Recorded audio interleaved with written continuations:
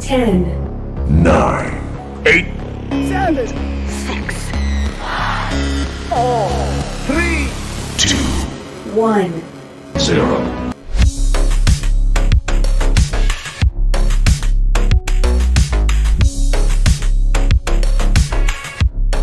What is up, Dash League? Welcome Dash to the League. Sprinter Tier Finals of Season 4. I'm not Gollum, and with me in the booth, we have Willow. Oh yeah. And How's it behind going, the camera, everybody? as always, FireHorse doing a lovely job setting up the server and the intros. Man, I just love casting this game, along with these fine folks here. These are two killer teams that we've been watching throughout this season. They've been doing very well. Iron, one of the newest teams this season to be hiking it all the way up to the top of Sprinter Tier. Dark, meanwhile, somewhat of the new team. They were new last season, isn't that right?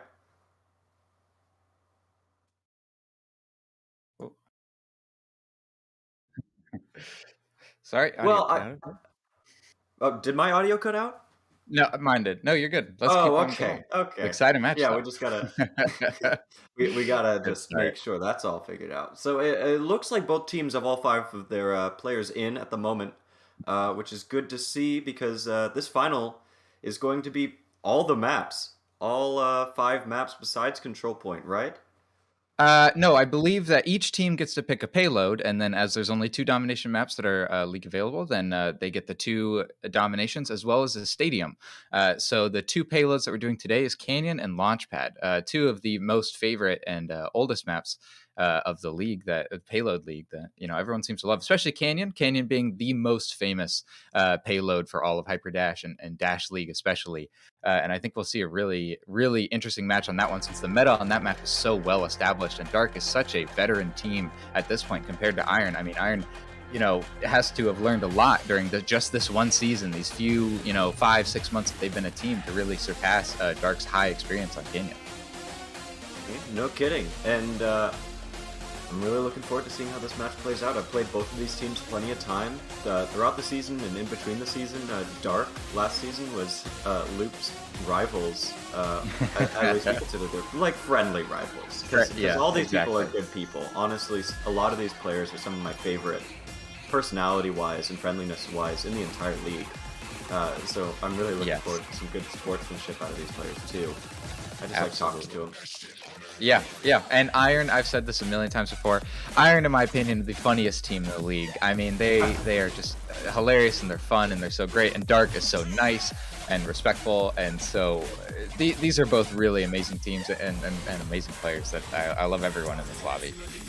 And absolutely deserving of these finalist place. I have no real expectations for which team's going to win. Both of these teams, as far as I'm aware, have different strengths and weaknesses that are going to help them or hurt them throughout this matchup. But overall, I'd say they're decently even in terms of skill.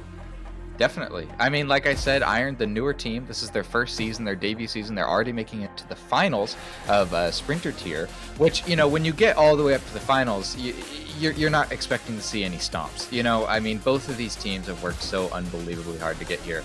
And they're both amazing teams that would give most teams in the league a good run for their money. So I think both teams here are going to have to really put on their serious gamer faces to take this match. Absolutely. It looks like Iron's going to be starting out blue here, pushing the cart first on Canyon, which I assume is going to be the first map of the day. That's just generally how the order of things goes. Payload first, domination second. Some teams like to switch it up, but that's what I'm expecting today. You can see the map pool just dropped down there. And here's today's maps. Wow, looking good. Isn't it 5 maps? I thought it was 5 maps today. Yeah, it's 5. But so you take one away from Abyss and give it to Stadium, and that's 5. Oh, I see. Now I understand. Perfect. Stadium being the control point. Stadium only being a tiebreaker though. Which we might see today. I would not at all be surprised if we see all 5 maps going on today, especially how evenly skilled both of these teams are. I know that Iron definitely was a bit nervous for this match coming up, and now they're gonna have to take some serious maps. Both teams playing 5 maps like this, so many maps like this, it really shows the overall skill of each team.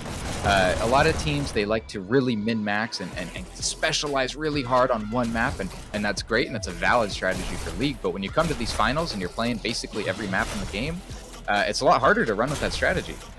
So yeah, we're gonna see some weaknesses from both teams and some overall strengths. You have to have at least something in the pocket for every map when you get to the finals, when you get as far as these teams are. Something I'm really looking forward to here is I think Iron really has to play into their strengths with this match. They really need to be able to take the payloads to be able to have a chance of winning here, because I know Dark is fairly strong when it comes to domination matches.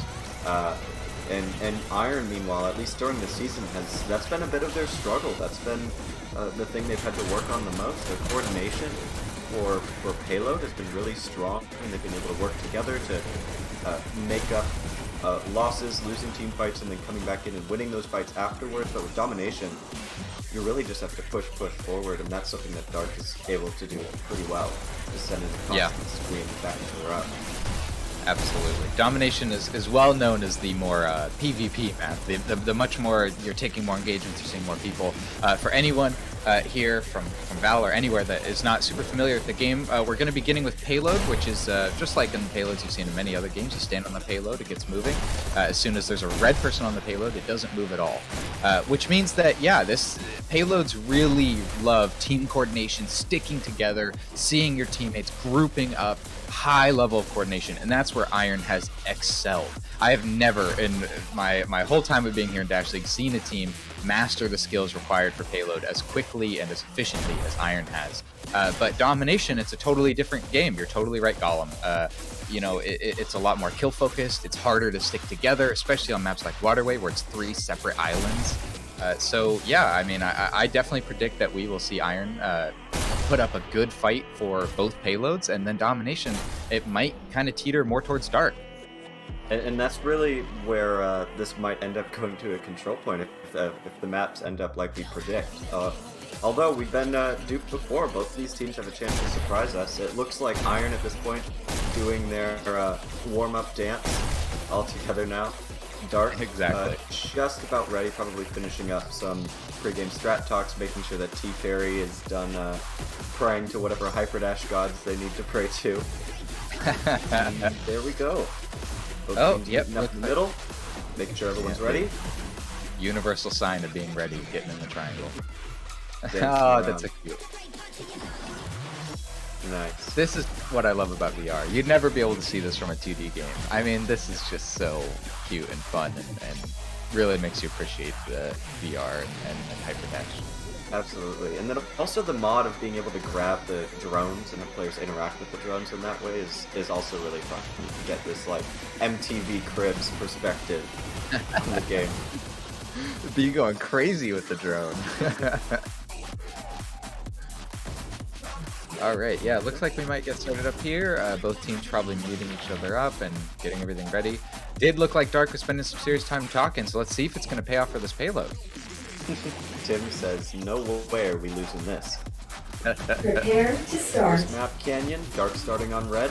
The rollouts here are very important. This is important for domination especially, but on payload, the opener is also very significant. Where you position yourself, who grabs explosives, and how much time you're able to stop the card in this opening area where blue team has a huge spawn advantage can be really indicative of how the rest of the map is going to go. If you get any amount of stoppage in this first zone, that's very important. But you don't want to push out too quickly. And Dark well aware of that fact. They're taking some very covered positions.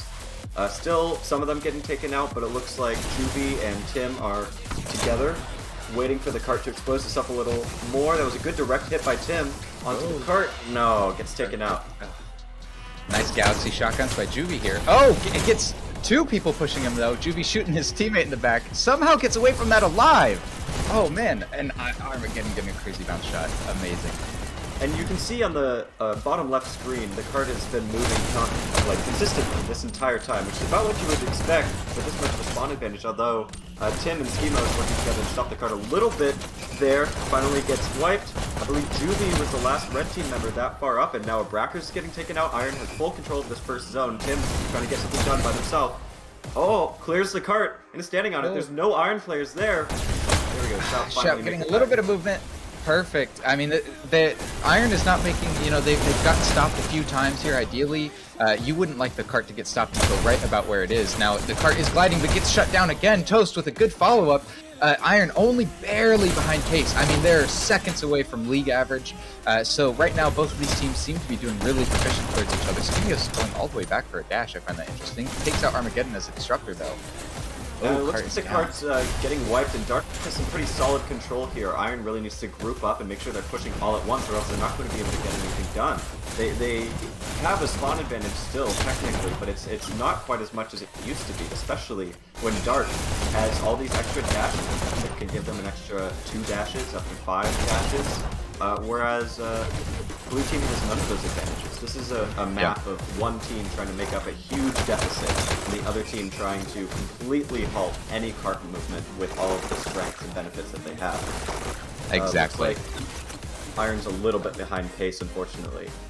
Yeah, Iron's getting stopped a few times here, and I think it's due to this great coordination that we're seeing from Dark here. Tim with these absolutely insane rockets, mixed with the SMGs of, I believe, is Juvie. So from the front, you're getting hit by the rockets, and then over from the flank, we see those SMGs, which just recently got a huge buff, and now are seen in many maps as, even though they didn't used to be considered league viable. So when you got suppressive fire from the SMG, even just weakening people on the cart, and then a follow-up with a rocket, that's a solid hold. And a Brackers here again, you can see at the top that little red bar under the Dark logo. That means that the red is on cart, the cart cannot move, and as long as that's happening and they're putting someone on the cart, Iron can't get any movement, even if they put someone on it. It looks like Tim bouncing around, making sure to take as many dashes as possible. it would be nice if his teammates could get them, but honestly, the Rockets need them more. The Rockets are very important in this section here, and if Iron's able to take them out, they need to push the advantage as much as possible because they're really far behind pace. They still have a decent amount of time to be able to make checkpoint if these next few pushes are consistent and they're able to take out the Rockets, but if neither of those things are the case, then I think Iron is going to have a really difficult time making it all the way to the checkpoint, especially when the Rockets get taken out, but Iron isn't able to capitalize on anything. Schemos is set up on the flank here, the rest of Dark is pushing up, and there we go, the Rockets are back up. Yeah, a single rocket back. Yeah, man. You hate to see it. You take out the rockets, you can't follow up. It's really difficult. Right where the cart is right now, league average would be considered at 4 minutes, and they only made it at 3. And now we're all the way down to 2:20. The cart hasn't moved an inch. Here we see T-Fair absolutely dominating, getting a few kills here. And Iron is getting these kind of micro pushes. They are getting on it, taking out the red that are on cart, and moving it, you know, a few inches, maybe a percent or two. But it's not going to be enough if they want to make this checkpoint. I mean, they got the 10% to go. Yeah, they've got a full 10%, but only 2 minutes left to do it, and the cart has barely moved since reaching that wall, passing that wall. Dark has had too good of a hold, and also Iron has not been very good about pushing in all at once. Although, he might be able to get something done. Takes out the Rockets. Takes the Rockets. And is moving along the cart. Oh, gets taken out by a rocket. Oh, nice. Amazing follow-up by Dr. Guy here. Cart gets taken out, but we see 2 more. Oh, that might be the end of the Iron push. Yep, and that's all 5 dead. However, that means that all 5 of Iron died at the exact same time. Hopefully that means that they'll get a very natural group up and they'll be able to push together. Yeah, and where the cart is right now, that last push was very important, because now if Iron gets a really good push, they could bring it all the way to the checkpoint with that 1 push, or maybe 2, which it looks like Dr. Guy pushing up ahead, trying to take out the Rockets. I don't think the Rockets are dead just yet, though. No. Yeah, no, they're not. Captain Toss trying to get a flank, gets something done, moves all the way back for the far dash. And now is trying to take out these Rockets. I like this target prioritization. Realizes that T-Fairy is taking out a lot of teammates as well. Unfortunately, the cart gets wiped though. Right after. I mean, we saw good movement. Yeah, we saw I think 4 or 5% push right there, which is great, and that's what you need. And if Iron can do it again, then that can be checkpoint. But I don't know. It's not looking like it. The Rockets aren't down. We're seeing really good cart coordination by Dark here. Dark surprisingly not really disrupting. They're at best sending one person slightly ahead, but Dark is just saying, no, you guys got to push us. We're going to set up exactly where we want to be, and it's on your turns now. Yeah, and if the cart doesn't make it to checkpoint, Dark only needs to push up to where Iron made it in slightly less time. They could have 1 second left to make it to where the cart is right now, and still win the game. Iron needs a miracle, frankly, at this point. They need an amazing overtime push. They need to push in all at once. And Iron is aware of that. It looks like B pushed up by himself, gets taken out by the Rockets. Hopefully Dark Guy's able to pull out. No! Overtime! Oh, a great overtime by Captain Toast right there. Is there. anyone else able to follow up? Oh, I don't think so. That's it. 47%. Very well played by Dark. Yeah, absolutely. You know, Iron's got to be stressing right now. It's hard to get pre-checkpointed by it is not a fun feeling. Prepare to start. Although, of any map to get pre-checkpointed on, I think this one's the most understandable, since the meta for it is kind of so established. A lot of people understand how it works, and it also percentage-wise is the furthest checkpoint. It's at 51% or something like that. Yeah, yeah, it is. So it's not out of it's not out of the ordinary to be held pre-checkpoint. Hopefully, though, Iron is going to be able to hold off Dark from getting as far as Iron made it. Absolutely. Dark's going to be taking this map. And we might be able to see an indication of that here in this first little area, as we saw Iron got shut down a couple times here. And already it looks like Dark is making absolutely amazing movement. Oh, Dr. Guy getting an amazing double rocket kill. Cart is completely down. Cart's getting some movement now, but Shield takes it. Mr. Shield taking him out. Oh, man, this is some great stoppage already. Yeah. So far, the carts continue to move though. If we remember, Iron was getting stopped more, but they were also stacking more. Dark, meanwhile, keeping one player on the cart and everyone else in a very defensible position. They're going more for a slow but steady type of cart movement at this point in the game. And it seems to be working. Once we pass under that bridge, it'll be a very significant change of pace once Iron's able to see the cart from 3 dashes out of their own spawn. Exactly.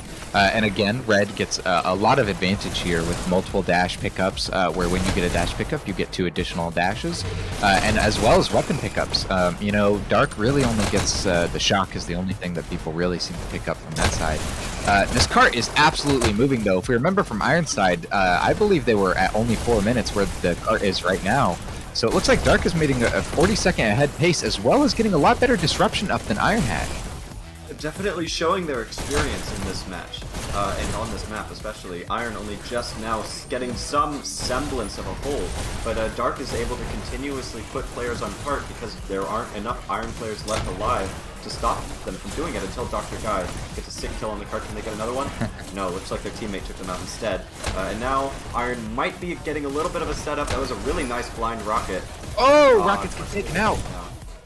Oh, this is unfortunate. Toast getting an amazing disruption, though, but it doesn't matter. The disruption that Toast is doing is going to be null if they keep moving the cart like they have been. It looks like Juvie abandoning cart, though. Interesting choice. But cart's absolutely moving. Yeah, and it looks like Dark is making a minute ahead of Iron's pace, which is absolutely insane. That was a great curvature of that rocket. Yeah, although what would help these rockets even more is if Iron was stacking red players on cart. If we remember, Dark was doing that consistently, way earlier than this.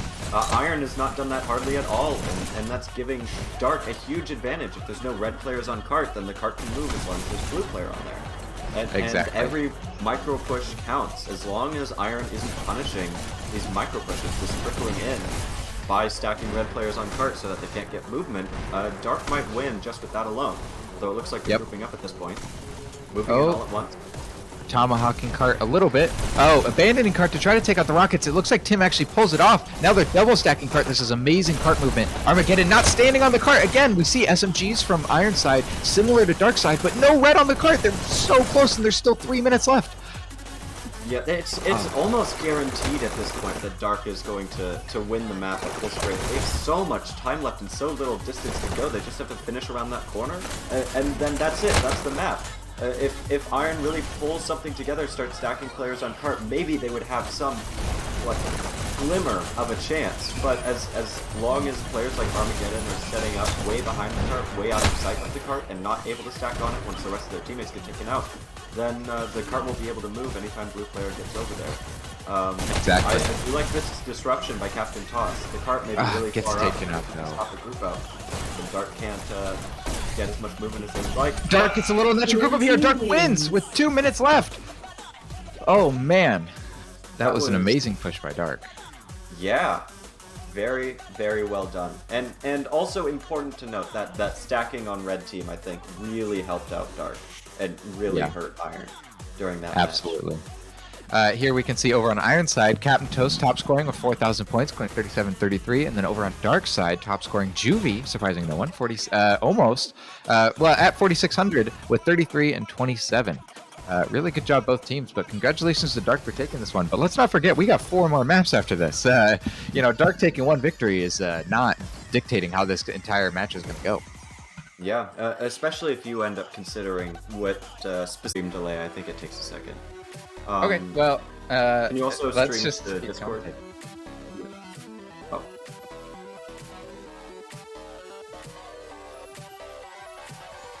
Okay, yeah, it looks like you're streaming. Match will begin short. I see it.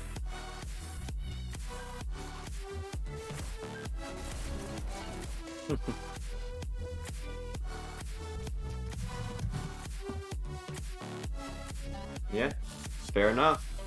Next map, Launchpad. This is going to be a very exciting map. The rockets on Launchpad are very different than from Canyon. On Canyon, I've noticed kind of the trend usually is to play the rockets a little bit closer to the cart, to be using that high ground advantage and that dash advantage that you have. But on Launchpad, especially pre-checkpoint in that last kind of long straightaway that we'll see when we get into the map, the rockets tend to play very far away for the most part. And that's a very different rocketeering skill that's necessary. Hopefully both Dark and Iron have been building up that skill throughout the season and are going to be using it as effectively as possible throughout this map. Although, between even teams, the expectation for Launchpad is actually to make checkpoint. Unlike with Canyon, where it's a little bit more up in the air whether or not making checkpoint is actually the worst thing in the world, as far as expectations for how the map is going to go. What are your thoughts, Willow? Yeah, I definitely agree. You're right. I love how different each of the maps metas are and how people are. You're right. I love the Rocketeer in the back. Really makes it much more of the Tomahawk Rocketeer, as we call it, where they're just sending one, constantly berating it. But I think also Launchpad, with that rocket that's right next to the cart, I mean, you can see some seriously slippery players. Like Dark Moon over on Determined is famous for grabbing that rocket, bouncing off the walls, and just teleporting everywhere around it and shutting the cart down. So I think Red, if they have a good strategy, definitely can get the advantage here. Yeah. It remains to be seen. Based on how that last map, though, went, it seems like Dark is really feeling themselves today and is really kind of on the ball. Iron, meanwhile, is going to have to change something up if they want to take this map. Their strategy for this map may or may not be better than it was for the last one, but obviously, Dark is doing very well today. Iron's really going to have to reset that kind of mentality to be able to take this next map, which I'm sure they're capable of doing. Knowing them, they're very good at just shaking off a loss and then going in for the next map. Absolutely. And staying strong, which is very important when you're playing 5 maps like this. You can't let one loss get to you too much when there's so much left to do. Yeah, definitely. And you know what? Sometimes, you know, you kind of need to lose a map to realize how important this is. And you know, you can know that a game is going to be close, and you can know that it's going to be hard. But sometimes it takes you getting into that ring and really seeing how dominant the other team is to go like, okay, I am in the zone. I am ready to kill it right now. We cannot afford to mess up. Every mistake we make could cost us this map. So we need to play our game, and we need to play it perfectly. Absolutely. So once we get the stream back up on our end also, and once both teams are... no, I can't see it at the moment. Just through the Discord. The rest of y'all on YouTube don't gotta worry about this, though. Obviously, you can see the teams going through their strat talks, getting ready for the next map. Absolutely, yep. Yeah, I think it'll be interesting. Fun. Both teams, you know, I think, let's see, Dark is ready in the middle. This time Iron taking a little bit longer to talk. The stream is up. Thank you, FireHorse. So yeah, it looks like Dark's about ready to go, and we're just waiting on Iron here. It looks like we didn't really see any roster changes, though, did we? I don't think anyone changed out. No. It looks like we're jumping straight into it with the same players as with the last map for both teams. Dark starting on red, Iron starting on blue, once again. Same as last time. The opener here, also very important, especially considering that red initially has control of that house there that Juvie's looking at now. That is great for cover, considering how close blue spawn is to where you're trying to stop the cart from. I expect Juvie and any other players with rockets, or maybe more shocks on Dark, to pop around that house, like Juvie is right now. Yep, we already seen people roll out. This is amazing. Shocks by Armageddon here gets a nice takeout. Cart is moving, though. Yeah, Brackers got taken out, and now there's 2 players on Cart, it looks like. No, Cart just got wiped, and B moving forward, trying to make sure that Dark can't move through that house. It looks like they were trying to lock down Tim, make sure those rockets can't set up. They really have a lot of emphasis on those rockets right now, which is, I think that's the right decision, considering how much Tim was able to stop the cart last map. Definitely. We're seeing some nice stackage by Iron here. Dr. Guy dedicated to the cart. And, oh, it looks like the name is little... but double stacking of cart is great. That gives a 10% boost of speed for Ironside, which, you know, if they're worried about losing this map, they're definitely going to need. Shout, the cart gets shut down, Shout immediately hopping right back on it. Iron is saying, you are not stopping us early this time. We are going to dominate this early area. Dodging rockets, getting right back on the cart. Oh, no better feeling than dodging a perfect rocket like that. Yeah, Shout really got that rocket timing down. Unfortunately, Dark now has pretty solid control of the cart. What is that, 3 players around the cart right now, also making really good use of that cover there. Cart gets wiped by Tim once again.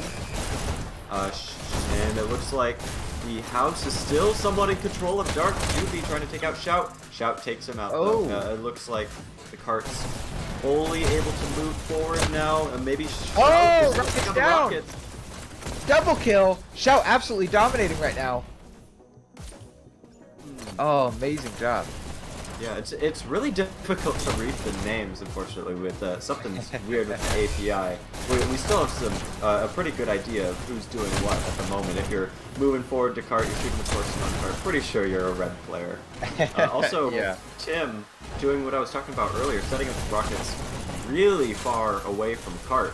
It looks like they have other players on Dark also grabbing those rockets. Good kill on B. Tries to play Nice. it close to the cart. And this is Not that quite kind of able to dark get that running kill. rockets that I was talking about. The crazy up close, in your face rockets, drop shotting, blasting on cart. But it looks like Iron's making league average. I mean, right now at the bottom of the hill, you want to be at 4 minutes, and that's about where they were. Now getting another double stack. Iron absolutely moving this cart. The shielder gets taken out, but it doesn't matter because Dr. Guy's just going to dodge those rockets and keep the cart moving. Yeah, cart finally getting taken out. Also, Dark stacking players on cart. Hopefully, Iron is expecting this at this point, which they absolutely should be because it's very effective. Is that a triple stack? That was a brief triple stack on the cart. Party Iron guns. has really solid control here. It's not letting Dark approach the cart at all. Abracker is finally taking it out with those shocks. Spent the time to move backwards behind Red Spawn to grab those shocks. It looks like it was a pretty important move. They were able to wipe the cart there. I also like the positioning here by Abrackers, locking down a lot of the important sightlines. Fortunately, Captain Toast, too accurate with those pistols, takes out Abrackers. The shielder taking some attention away while Iron gets a nice little micro push there. Maybe not the strategy they intended, but an accidental, pretty decent one. Tim here getting some disruption. Very interesting that the dedicated Rocketeer does disruption. Now Iron is going to say, hey, Tim's down. Let's get this thing rolling. We know they don't have the explosives that they want. Yeah, it looks like some kind of rockets were up but got taken out, and now Armageddon is locking down this rocket position, making sure that Dark is not able to set them up. Although Dark has a Rocketeer and a Shocker near the cart. Armageddon, unfortunately, it was the right idea, but just the wrong time. Takes out those shocks, though, and the cart's moving forward. Cart's flying right now. They're Iron getting absolutely amazing movement. Now we do see a Rocketeer come in, but a little too late. I mean, look, the cart's already nearly at checkpoint. 2 minutes left. No way Iron is not going to put some seriously heavy focus on that cart to try and desperately make that checkmate. All they need is just a little push. They get a nice shock kill on the cart. Double stack, shock and shield on cart. This is going to be checkpoint. Dark shuts it down. Oh my god, amazing rocket by Dark there.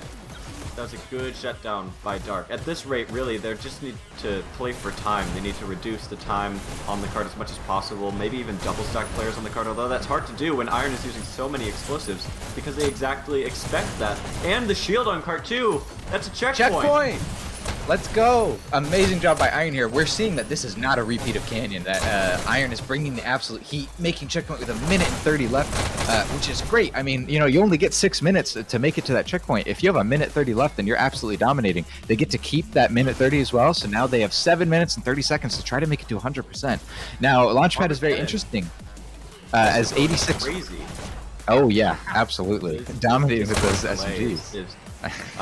Really doing a number on us. But what, 21 and 10 Armageddon right now, almost a 2KD. Meanwhile, Juvie also and Schemos going almost or past 20 kills right now during this map.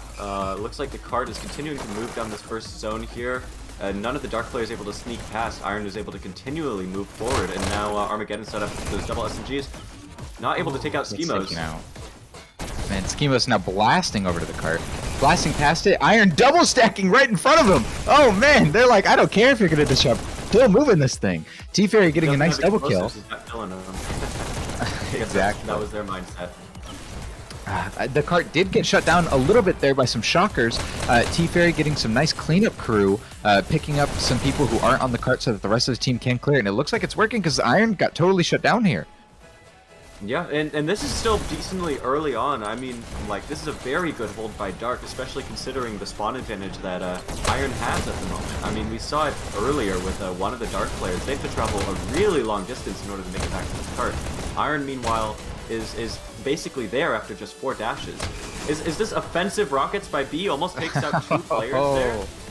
That was some amazing Rocketeer. Yeah, 1.5. Oh, Juvie getting some nice shotgun kills, though. Cart is moving. Juvie going to try to follow it up. Captain Toast taking out Juvie before you can even look at the cart, though.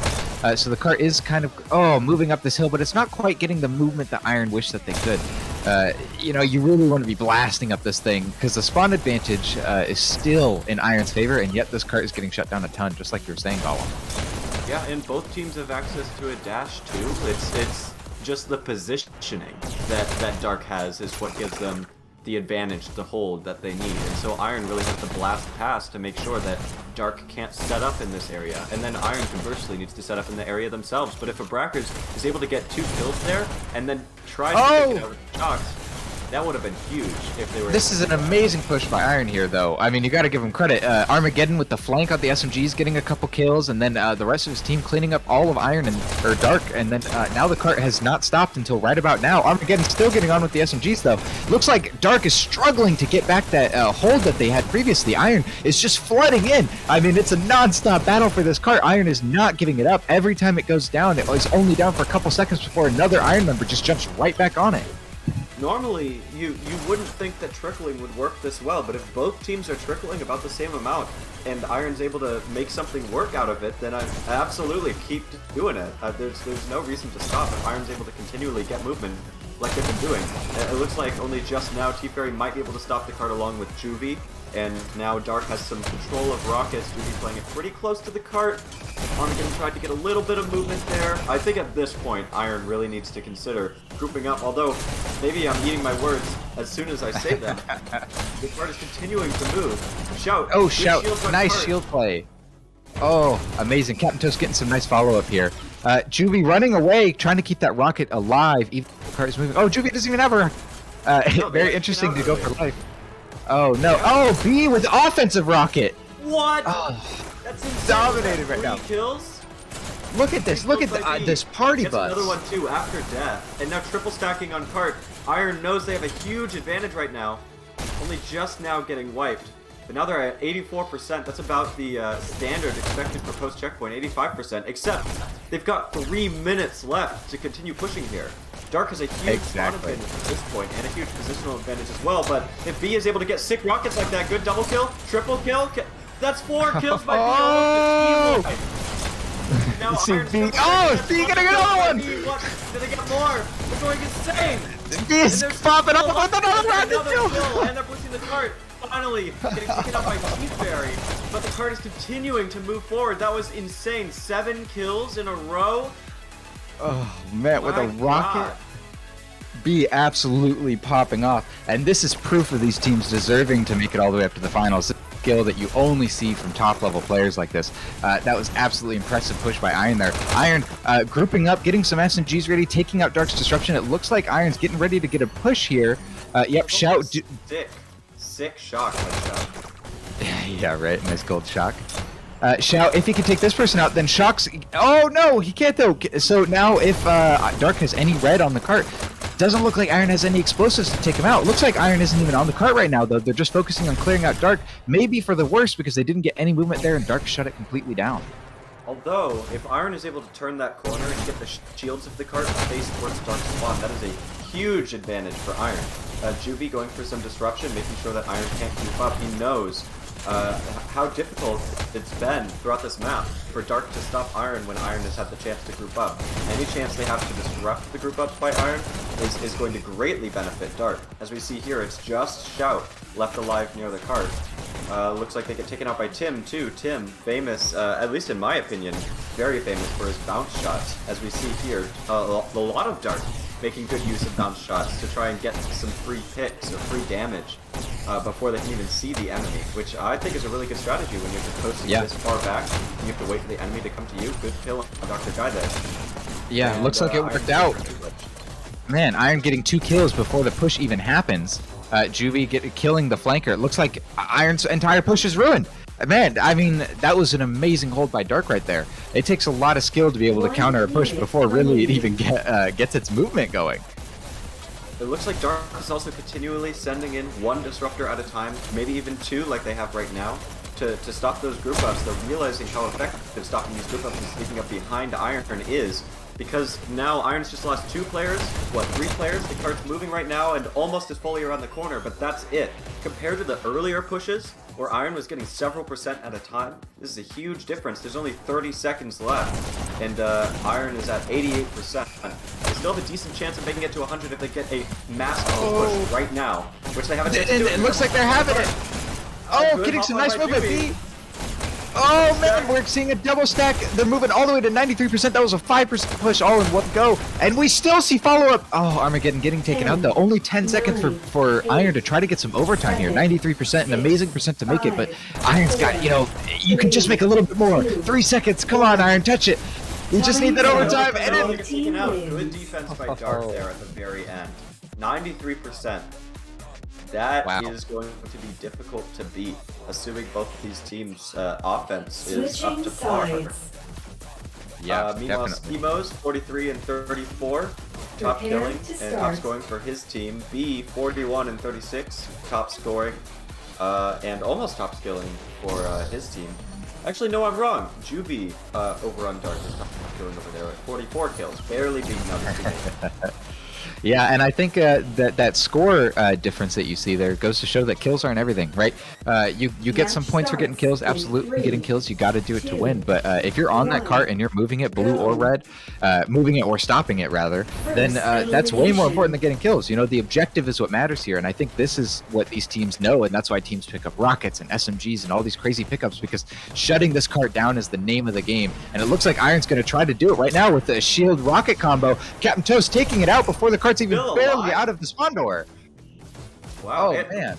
I think at the opener there were 3 different Iron players with rockets. I wonder where Dr. Guy is. He might have gotten taken out. I think most of Iron got taken out, unfortunately. And the cart's continuing to plot a log. Dark's doing very well at the moment, making sure that there's consistent cart movement despite all of the Iron that's set up around the cart, trying to get some sort of kills. Iron, despite having players peeking on the cart, not quite able to do anything with it.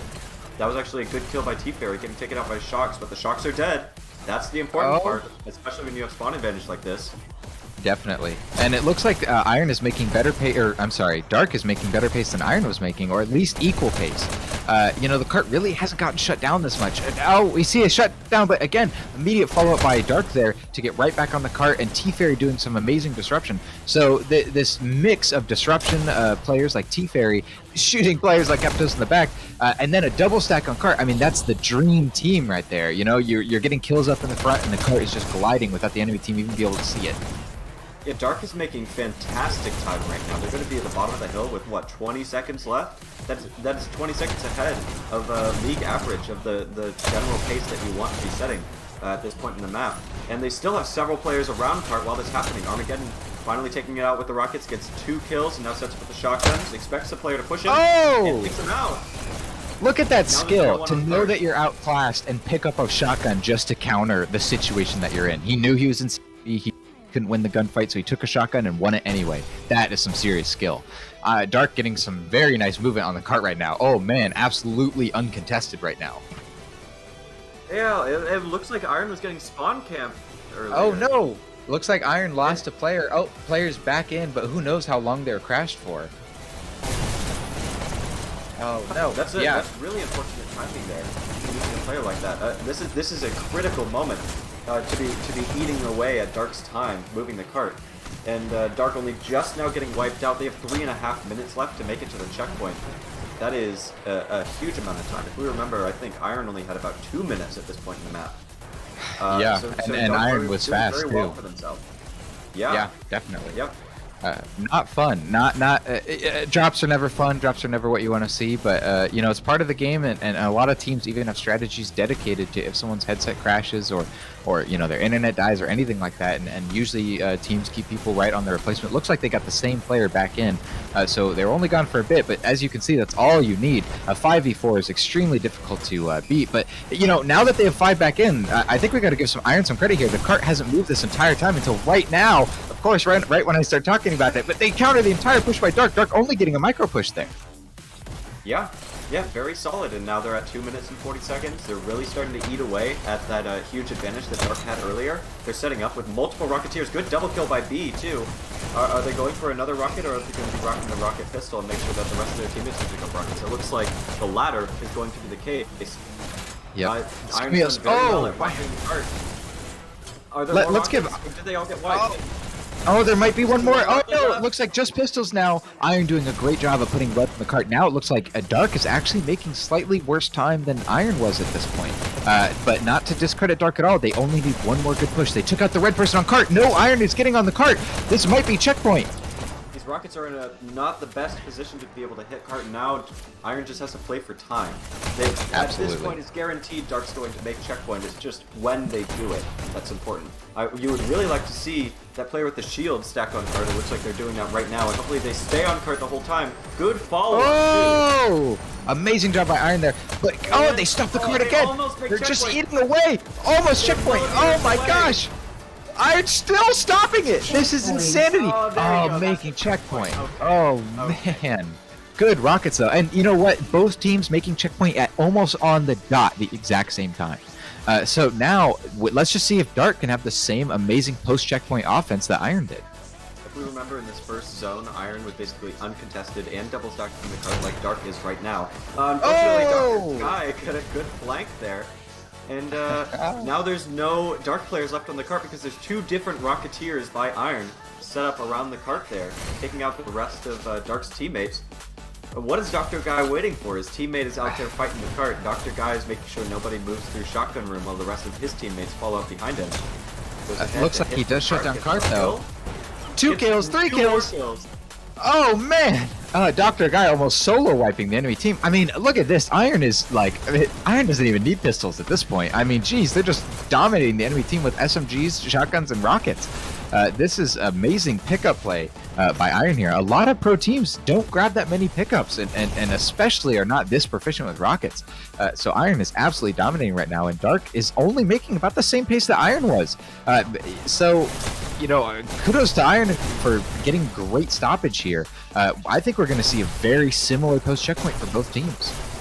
Yeah, no kidding. I've noticed the difference maker here really has been the rockets. I think a lot more Iron players have been picking up rockets than for Dark. Dark's been playing very solidly with their pistols, and they do have solid Rocketeers, but it seems like every single push, every single defense by Iron has included 1, maybe even 2 or 3 different people with rockets, so just Dark is not quite able to take out the rockets as effectively as they would like. That steal of the shock by a rocket is a good move though. Iron won't have access to those explosives, although if Captain Toss... It looks like they weren't quite able to get that third kill. Yeah, not quite. It's taken out. Juvie getting a triple kill here and then pushing all the way up to Iron spawn, trying to flank them. Can he get a kill? Does not. Captain Toast now. It looks like Cart has been down this entire time. I can't tell by who, but Iron, even though there was only 1 or 2 Iron left, that one was shutting down the Cart this entire time, and now Iron, the whole team is back. They got their backup, and the cart is totally stopped. 5 minutes left. Juvie pushes and takes out the rockets. Now Dark is getting some serious movement. Iron probably on the defensive right now, as Iron is getting Dark is getting serious movement on this cart right now.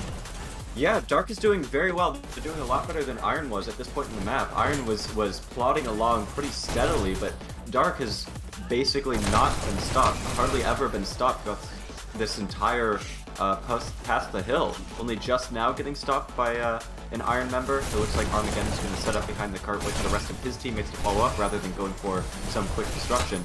Nice grab the shock by offensive shot. Gets taken out, but it doesn't matter. Immediate follow-up by another Dark player here, Juvie, getting on cart, absolutely gliding the thing. And now, yeah, I think, again, we're seeing some pretty equal times.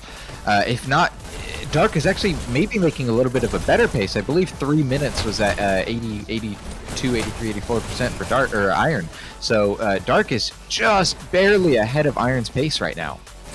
Yeah, and they're going to need to continue to do very well as Iron gets more and more spawn advantage here. Since this is such a fast-paced game and you move so quickly, spawn advantage is a huge, ginormous factor in how effective a push or a hold is. Looks like Dark push forward, get taken out. Are there any Dark members left near the cart? It looks like there was one. It's taken got white. Yeah. Now here, Judy kind of pushing alone. Very interesting. Getting on the cart. He gets 1 kill, but yeah, unsurprisingly, kind of gets taken out as now the rest of Dark is without one of their top killers. And it looks like Iron recognizes that. Iron says, hey, we got 2 kills. Let's all just rush them. You know, they can't kill all of us. And it's working. But it looks like the cart, someone snuck by and got the cart moving. As you can see in the bottom left-hand corner there, Captain Toast taking someone out. Tim getting some more cart movement, 84% with 3.5 minutes left. This is almost exactly to what Iron made. I think only about 10, 20 seconds ahead of Iron. Dark has been very good at seizing opportunities anytime they see it. It seems like everyone's able to sneak, or someone on Dark rather, almost every push is able to sneak behind Iron whenever Iron overextends, or is able to hop onto the cart anytime an Iron member hops off. They've been very good at taking advantage of situations like that. Like what's happening right now. Schemos was fighting Captain Tossed, and B was there too, and the Dark member was able to sneak past and start to get some movement on the cart. Unfortunately, they didn't get any serious movement there, and Iron is now able to recover because of some sick kills by B. Is B going B popping off. Kill there? Oh, not quite. You see that person fall back. They say, look, I know our push has failed. I'm going to fall back. I'm going to get with my friends, get some health, and we're going to push it again. And, oh, man, but we see on the bottom left-hand corner again, the cart is moving right now, getting some sneaky movement. Dark amazing at playing the distraction game. Now the cart is moving. 2 minutes and 30 seconds left, only to make, what is that, 7, 8, 9% to go. Not much with a lot of time. Yeah.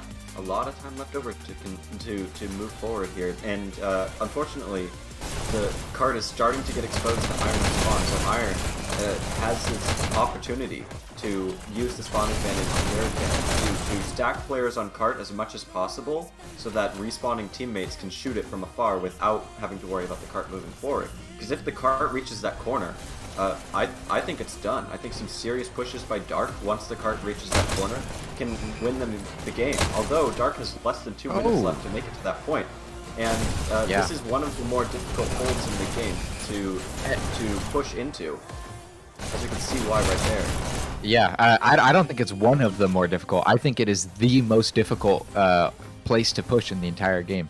This last 20%, maybe even last 15% is the hardest push in the game, because there's such an insane spawn advantage that Red has and such an insane spawn disadvantage that Blue has, on top of the fact that you know, Red Team, the cart is exposed to Red Team spawn almost immediately, and that's why we're talking about rounding that corner. As soon as the cart rounds that corner, you get the shield of the cart to help protect you from Red spawn. But that's not what we see right now, and we see right now that Iron is doing a great job of using that spawn advantage to shut the cart down. There's only 1 minute remaining, and only 1% has gone in the past 3 minutes. That was also a really good flank by Armageddon, not quite able to take out Ken wised up and was able to turn around and get that kill that he needed. There's only 40 seconds left, and Dark has not turned that corner yet. They're only at 87%. They've got 6% left to go, and this is looking less and less likely as the time continues on, especially when Iron is able to continuously disrupt, send one player in at a time to make sure that Dark can't have the full 5-man group up that they would ideally like to have. Although they move forward with a 4-man, this is a 4v4 at the moment, and some cart movement was happening there. Iron having rockets is very important for them. They're able to get some pretty easy kills on the cart as long as the rockets stay alive, but Dark was also able to get some cart movement. The cart's just about turned around that corner. 10, this is the last chance Dark has to win this map. We need this little bit of overtime. 5% to go, and the rockets are just berating the cart. They know what's coming. They know that Iron or Dark is going to be going for that overtime. Gets a nice kill. This might be it. I don't see any Dark that can follow up, and that's a win for Iron. Second map goes to Iron. We are 1-1 at the moment.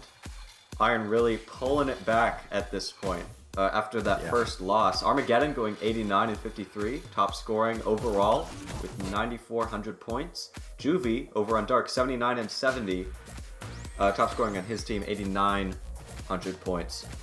88% to 93%. That was a That was a very solid game. That was really back and forth. And a lot of those early zones for both teams were pretty much the same. That was fun to see.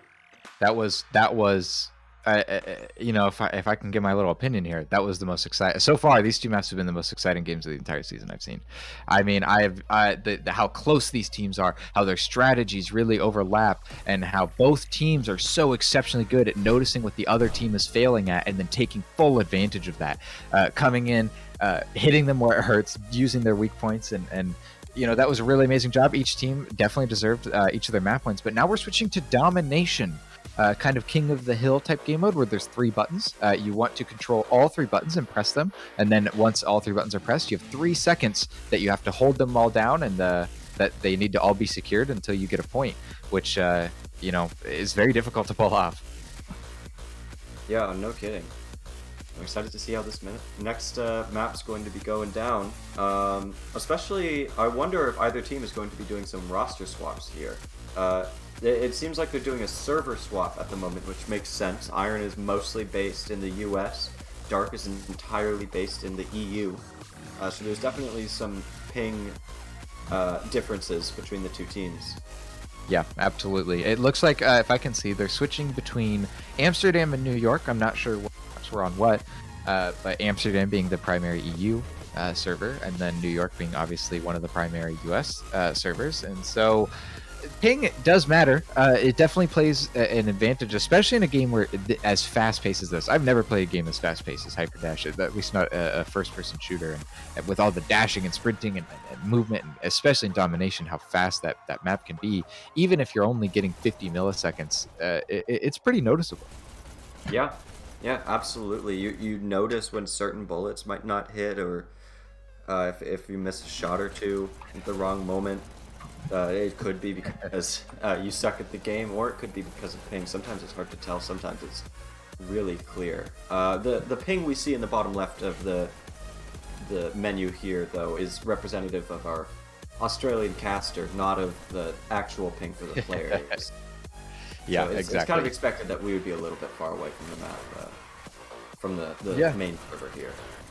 I expect that we're on New York right now because we see so much green happening, and T-Ferry, and a little bit in the yellow. Yellow meaning I think that they have 150 ping or more.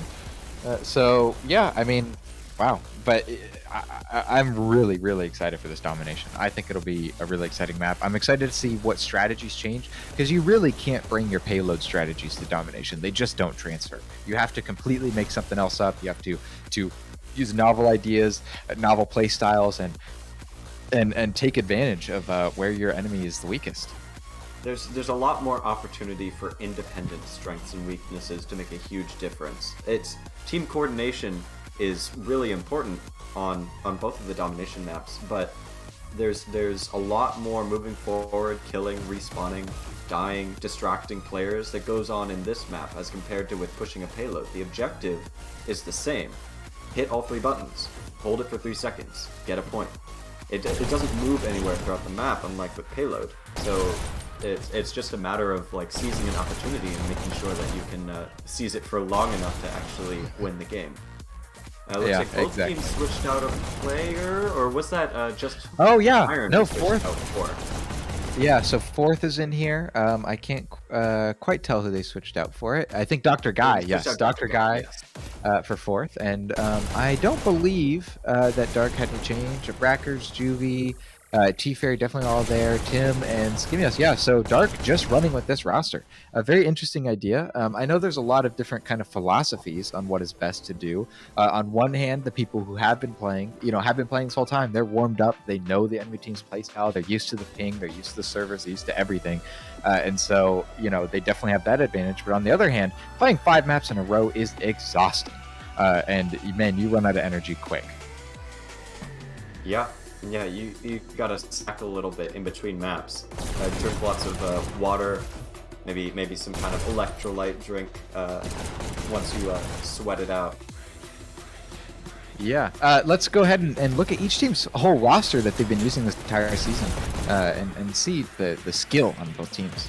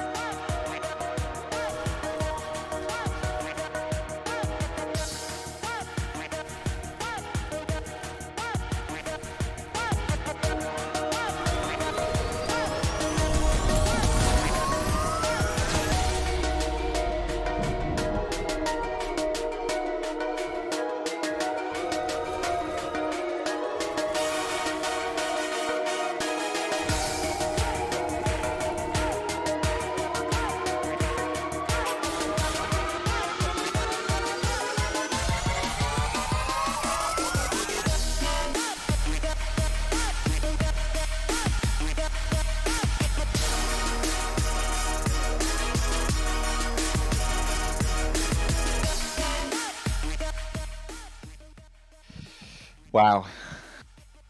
Thank you, Firehorse, for all those amazing animations. They always look great. And now you can see the whole roster's a lot of players that goes to both teams, not just the 5 that we see here today. Yeah, it's also important to consider the availability of both teams. That could also be a contributing factor to which players get swapped in or out. As far as I'm aware, both of these teams use pretty much all of their players as often as they possibly can. And they have somewhat different rosters depending on the map.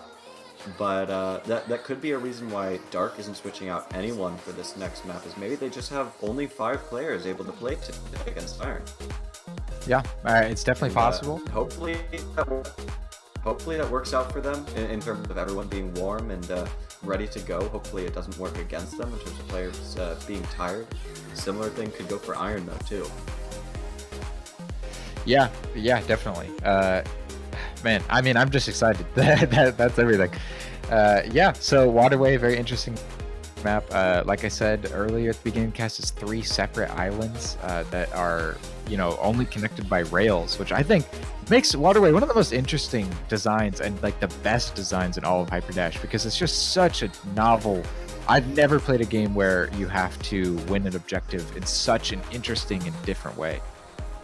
Yeah, that all these islands are disconnected, but they're still like visually connected. You can still see the entire map from almost any other point in the map, and if you're accurate enough, you can snipe people from across the map and be helpful from anywhere. And having the rails be the only means of connection between islands means you're very exposed when you're riding rails. A lot of the first few things that you learn as a Hyperdash player is to not ride rails if you can see an enemy, because your movement is so predictable when you're just sitting there moving forward at the same rate. You can't change direction, you can't change speed.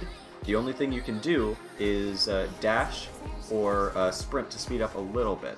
Although most players don't sprint on the rail, there's it's just better to dash off the rail, to leave it as quickly as possible. Kind of what I expect from both teams to happen here is to basically be skipping the rails, to be dashing quickly across it, and then waiting in the next position to charge up your dashes so you can skip rails again. Yeah, that's a very common strategy for this map. Absolutely. And this map's pretty long too. It's deceivingly long. I mean, you need probably 9 dashes to get from one point to the other non-stop. And of course, you only spawn with 3, and even with the dash pickup, you only have 5. So getting to the enemy base fast and efficiently is something that these players, you have to practice and practice and practice, and they have mastered it. And so a lot of times you see the game starts, and in only 2 or 3 seconds these players have blasted into your spawn and are already contesting you for your own button. We might see that type of hyper aggression today, although I know definitely in the past Dark has been much better at being one of the few teams that is able to group up and get a team together in the middle island B on Waterway, and then kind of pushing together. I'm unsure of how Iron is going to try and respond to that, if they even really are aware that Dark is exceptionally good at that strategy, or if Iron might just be hyper aggressive and take advantage of the fact that there's a bunch of people on only B and use that time to sneak someone into their base. In the past, we've seen Cap and Toss set up with pistol sniping positions, and even actual snipers playing very defensively and trying to help his team from long range. He is a pretty accurate shooter as far as most players go, and that might be an effective strategy if Dark is setting up on B a lot. Although if they set up behind the walls that are on that middle point, then the pistol sniping or the regular sniping might be useless throughout this match. Hopefully, if that ends up being the case, Iron's able to recognize that and make a switch to kind of expose Dark out of hiding positions. I definitely expect that Dark is going to have pretty solid control of B throughout most of this match, though. Yeah, definitely. And it's hard to break that. If you've got a bunch of people on B, it's the middle island, right? So you have to get past them. If you want to go anywhere, you're going to have to go past that brick wall that is a huge mass of people. And so you need to rely on having a good strategy or getting an equal group up to push them, or maybe even simply just outskilling them. But it definitely makes it difficult, and it puts the game in Dark's terms. They say, look, if we want to take a second and hold B and get a breather, you can't do anything about it unless you want to come and kill all of us. Yeah, absolutely. Although, I feel like I've said this a few times, but I'll say it again. We've been surprised by teams before. They'll have something that they do throughout the entire season, and then completely switch it up in the matches that matter, where another team might expect them to do one thing, and then by completely switching things up, they can catch the enemy team off guard. I expect either of these teams might be capable of that. We just won't know until both teams are ready to start the match. It looks like a lot of players are just hanging out in the middle, maybe doing some final talks. We've also got the camera on somebody in the bottom left screen, hanging out. Yeah, we should get started here pretty soon. I believe it's already been 10 minutes. Yeah, there we go. Oh, perfect. Perfect. All right, Waterway, here we go. You can see the mini-map down at the bottom right corner. Dark being blue, iron being red. Let's see it roll out. Blue takes C. Over to B. We can also see a very Red fast takes dash A. part of Iron. Blue Towards first. B. And now Iron has domination. pretty solid control of B too, and now they're able to push forward into Dark's base. As a full team, they have control of their own base and B. Now they just get Dark's Blue base. team Is Armageddon going to be able to get the scores button? in 3. Oh, Oh, Dark no. is scoring, and One. then they turn it around so quickly, and they get a Blue team point too. wins this round. Immediate Iron point. Oh, man. overextended. They just worked fast enough, and Dark was able to completely flip it around. That was a huge Go. first point. It's insane. That was the first point in 40 Blue takes seconds. C. I mean, that is insane First pace. elimination. Yeah, yeah. And Red now takes Abraxas B. is playing very defensively. They know Red they aren't team, going to red keep team, Iron off countered. guard quite as quickly as Red they did countered. earlier. Case in point, Iron getting some Red countdown takes briefly. B. And now Dark has control of Iron's base. Don't have control of their own base or of B, but T-Fairy is still able to set up. Oh, they did steal that Red dash. team Okay, they scores quite able to 3, escape it. Now Iron 2, 4 is set up on B. Blue Oh, not takes quite able to C. get the triple kill. Yeah, very difficult to get a triple kill while also Blue holding. team score But it looks countered. like here we see Dark getting Red another takes score. A. Fourth coming in really quick and countering that. Shooting someone in the back. Blue Juvie in the takes back A. wasn't even looking at him. Blue But we see takes B. 3 Blue Dark was team in the score Iron's face. countered. And they're still doing Blue it. team Oh, man. scores in 3. Countered. Right now. Out. Okay, now Iron has a little bit of control. They can push an advantage at this point. Dark's kind of hold up in their own base. It looks like they'll be able to break out pretty Blue easily. takes B. Juvie's just able to skip into Iron's base, and it looks like this is going to be the big thing that or Iron rather struggles with. throughout Red this takes match, A. that Dark is going to be able to take advantage of is sneaking Countered. all the way across the entire map. It seems like a lot of the Dark players like Juvie and T-Fairy have a route memorized and takes A. practiced of how to get across the Red entire map takes A. efficiently and quickly in order to get into Blue Iron's takes base, and A. Iron just needs to be able to Red expect takes that A. and defend against it without giving up their own aggression too much. Yeah, and you know what? Blue It takes C. sounds impossible because it's very difficult. You know, to be Red able to team both keep your scores 3. offense while not Countered. losing any defense is difficult. I mean, it's really difficult to defend your base, keep people in your base, to Blue kill takes those C. that are floating in your base, but not taking that Red time takes to C. let up on the aggression. This is very much a mind Countered. game, and if Dark feels comfortable, if Dark Red says, hey, I know takes no C. Iron is in our base, and I know no Iron's going to be in our base for a Red while, takes A. Dark is going to keep Red being team really aggressive scores and 3. rolling up. Here we see a counter by Iron here. Countered. This might. Oh, Oh, Juvie yeah, getting the now. counter. And now there's 2 Dark players over Blue in Iron's team base, score really countered. messing things up. It looks like Iron conversely Blue has been able to team sneak into Dark's scores place in base 3, pretty 2, consistently. Counter. Blue countered. Getting a nice barely getting Red that. takes A. Oh, man, Good toast. headshot too. Dominating. Yeah, definitely. If you don't know anyone here new to the league, while a countdown is happening, the team that's getting counted down on cannot respawn. That's why it is such high stress. Blue You takes know, if you're B. dead, then you're dead until your Red team takes counter C. it. Yeah, this map has been really back and Blue team forth. Both these countered. players, or both these teams, have been very good at Blue attacking, team score and have been countered. struggling a little bit Red with the takes defense B. aspect of this map, which is understandable because it's so open and there's so many dashes everywhere. Blue But that's team- something blue that, team countered. as long as one Red team is takes able to pull up B. their Blue defense takes without B. using too much of their offense, I think that team is going to win. And so far, in general, even though it's been pretty even, I think that's going to be Dark. Dark's defense has just been that little bit more effective than Iron's. Iron's been desperately getting takes some B. counters over in Dark space or at their Blue own base, takes B. but isn't quite been able to Blue get takes anything B. out Red of it. takes They only B. once got a countdown that looked like it might have been a Red point. team countered. Dark's done several Blue countdowns. takes C. Blue Yeah, takes definitely. A. Red takes It's A. difficult. It's really difficult. It looks like Dark is doing some amazing base defense here.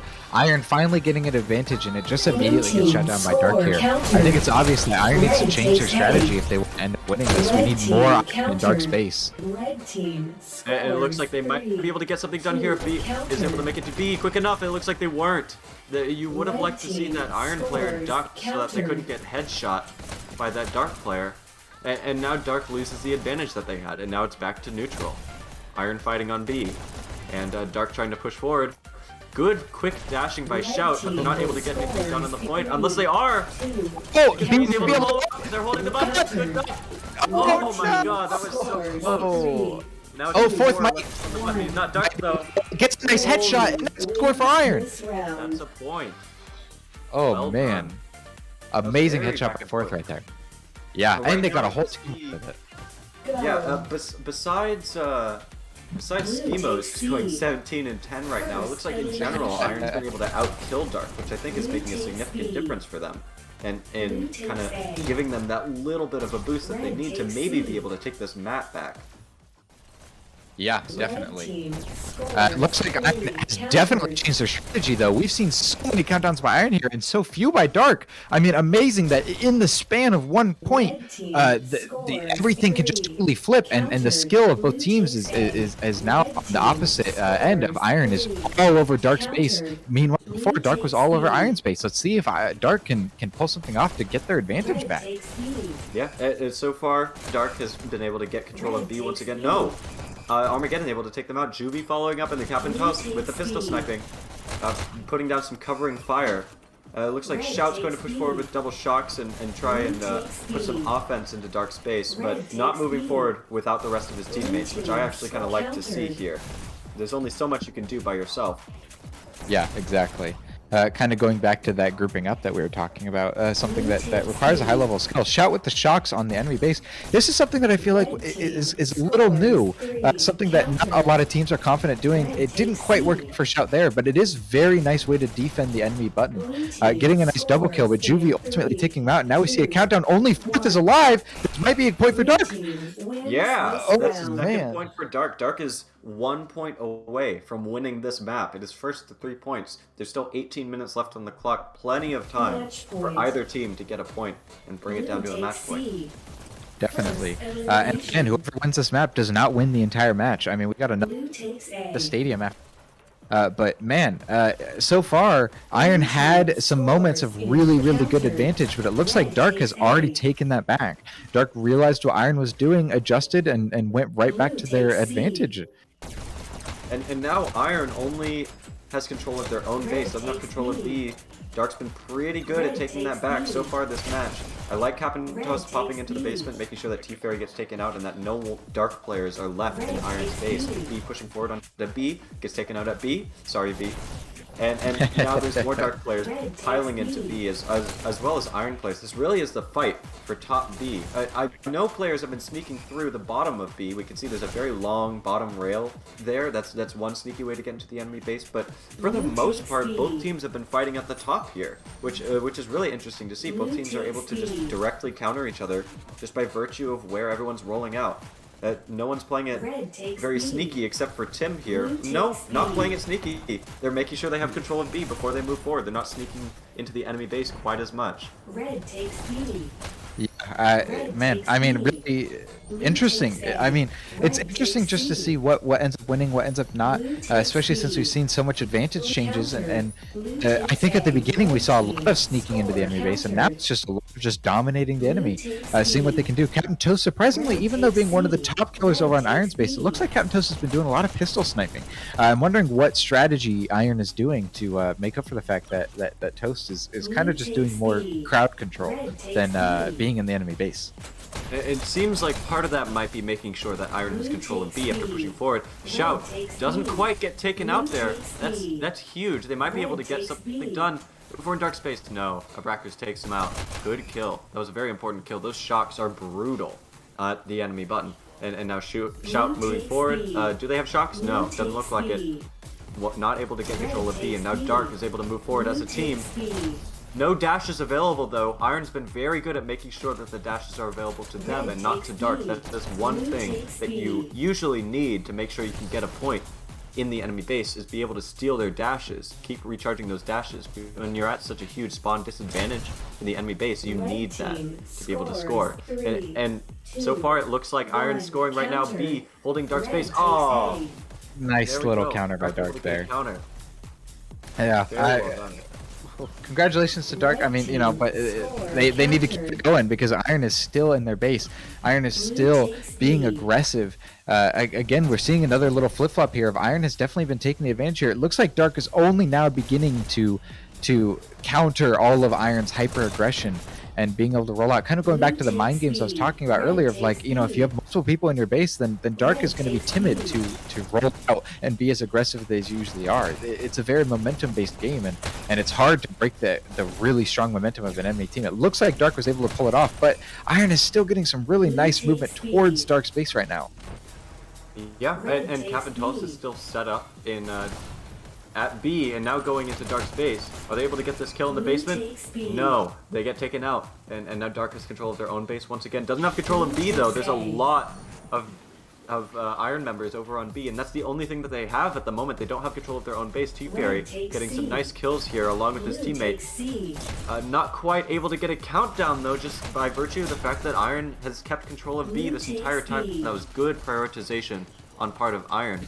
And kind of a difficult hold to figure out on part of Dark. Once the enemy has control of a point that you're not at, and you can't afford to split players too much, it can be hard to score a point there. You really need to push an advantage with control of your own base and B, like they're doing right now, in order to solidly score a point. Shout again with the shocks, absolutely dominating, rolling out. Shots. Oh, nice double kill by Shout there. Gets taken out by Juvie, though. Juvie trying to get some B control, but we see two of Iron on B, fourth missing the button. And now it looks pretty back and forth right now. I don't think any team really has any advantage right now. Yeah. And if you're Iron, you're kind of sweating in your boots at the moment. You don't want it to be back and forth when you're behind like this. Dark, meanwhile, all they have to do is hold on to this 1-point lead for this 13 minutes and 22 seconds. They keep wanting to win by scoring that third point. Obviously, it feels a lot better. It guarantees that that you do win. It doesn't leave opportunity for the enemy to come back. But all they have to do is hold on, and so far they've been getting this countdown. They might score a third point right here. No. Getting taken out, but Iron does get a nice counter.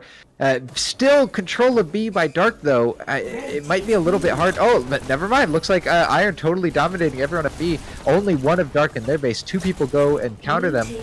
So now hopefully we'll see Iron kind of being more aggressive, seeing some Iron in the enemy base. But it looks like Iron is struggling to take B back. We see 3 Dark on B and only 1 Iron member. But then getting multiple kills. Is that Armageddon moving forward? No, they got taken out. And T-Fairy, it seems like they're constantly in Iron's base. Anytime Iron doesn't have the advantage, T-Fairy is just way out there, which you love to see. That's exactly the kind of aggression and momentum-based play that you need in order to win this map. Although, speaking of momentum, Iron moving forward as an entire team. Armageddon gets taken out, but Shout is still in Dark space and might get this quick counter here. Oh! Barely got it on that button. It doesn't get the kill on Schemos, and now Dark gets another countdown. But most of Iron is respawned at this point, so they have a decent opportunity to make sure that Dark isn't going to score with this push and can get the advantage back in their favor. Man, this is nerve-wracking. This is so insanely close. I mean, knowing that Dark only needs one more to get a win, and they're still getting some countdowns. You know, it's got to be stressing. It really needs to be aggressive here. This might be only 2 Armageddon left. Nice. Oh! Amazing job. Double counter too. They got a first counter on their own point and then another one on B to give them plenty of time to respawn and make Dark turn their heads so that they can't just look forward in order to win. Like there's a few Dark members left on B and they have pretty solid control. They're just waiting for their dashes to recharge so they can move forward so they don't get taken out on the rail like Armageddon did to Tim there.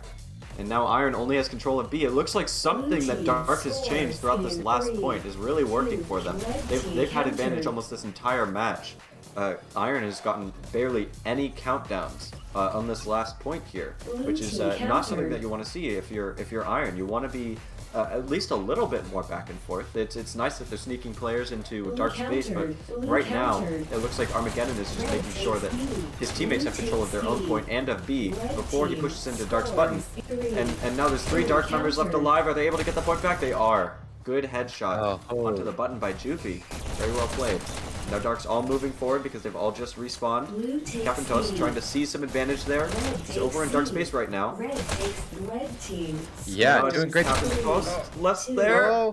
Good Can he kill, hold it? holds the button. That's a score for Iron! Oh, Huge. let's go! Now it's completely even. This is the tiebreaker of the score for this map. I mean, whoever scores next wins. Yep, this opener is going to be very significant too. A lot of points get scored because of how the opener goes. A lot of advantage can be gained just from pushing really aggressively and really solidly. It looks like Dark has been able to check this offense and is getting a final score. It's just 4th left alive, just like earlier. Good counter by 4th. Oh! That is huge, and now the rest of Iron is able to respawn and get some sort of solid defense back in order. Dark's getting another countdown, but I don't know if they're going to get it with this, unless they get some sick kills. No. Good defense by Shout. Moving forward onto B, gets taken out by Schemos. Good sniping by Schemos. Yeah, Schemos definitely doing some great crowd control here, holding down B, trying to make sure that Iron can't really push up alone in base, and now he's not pushing it in enemy base alone. He's going in with a friend. We see 2 Dark members in the enemy base.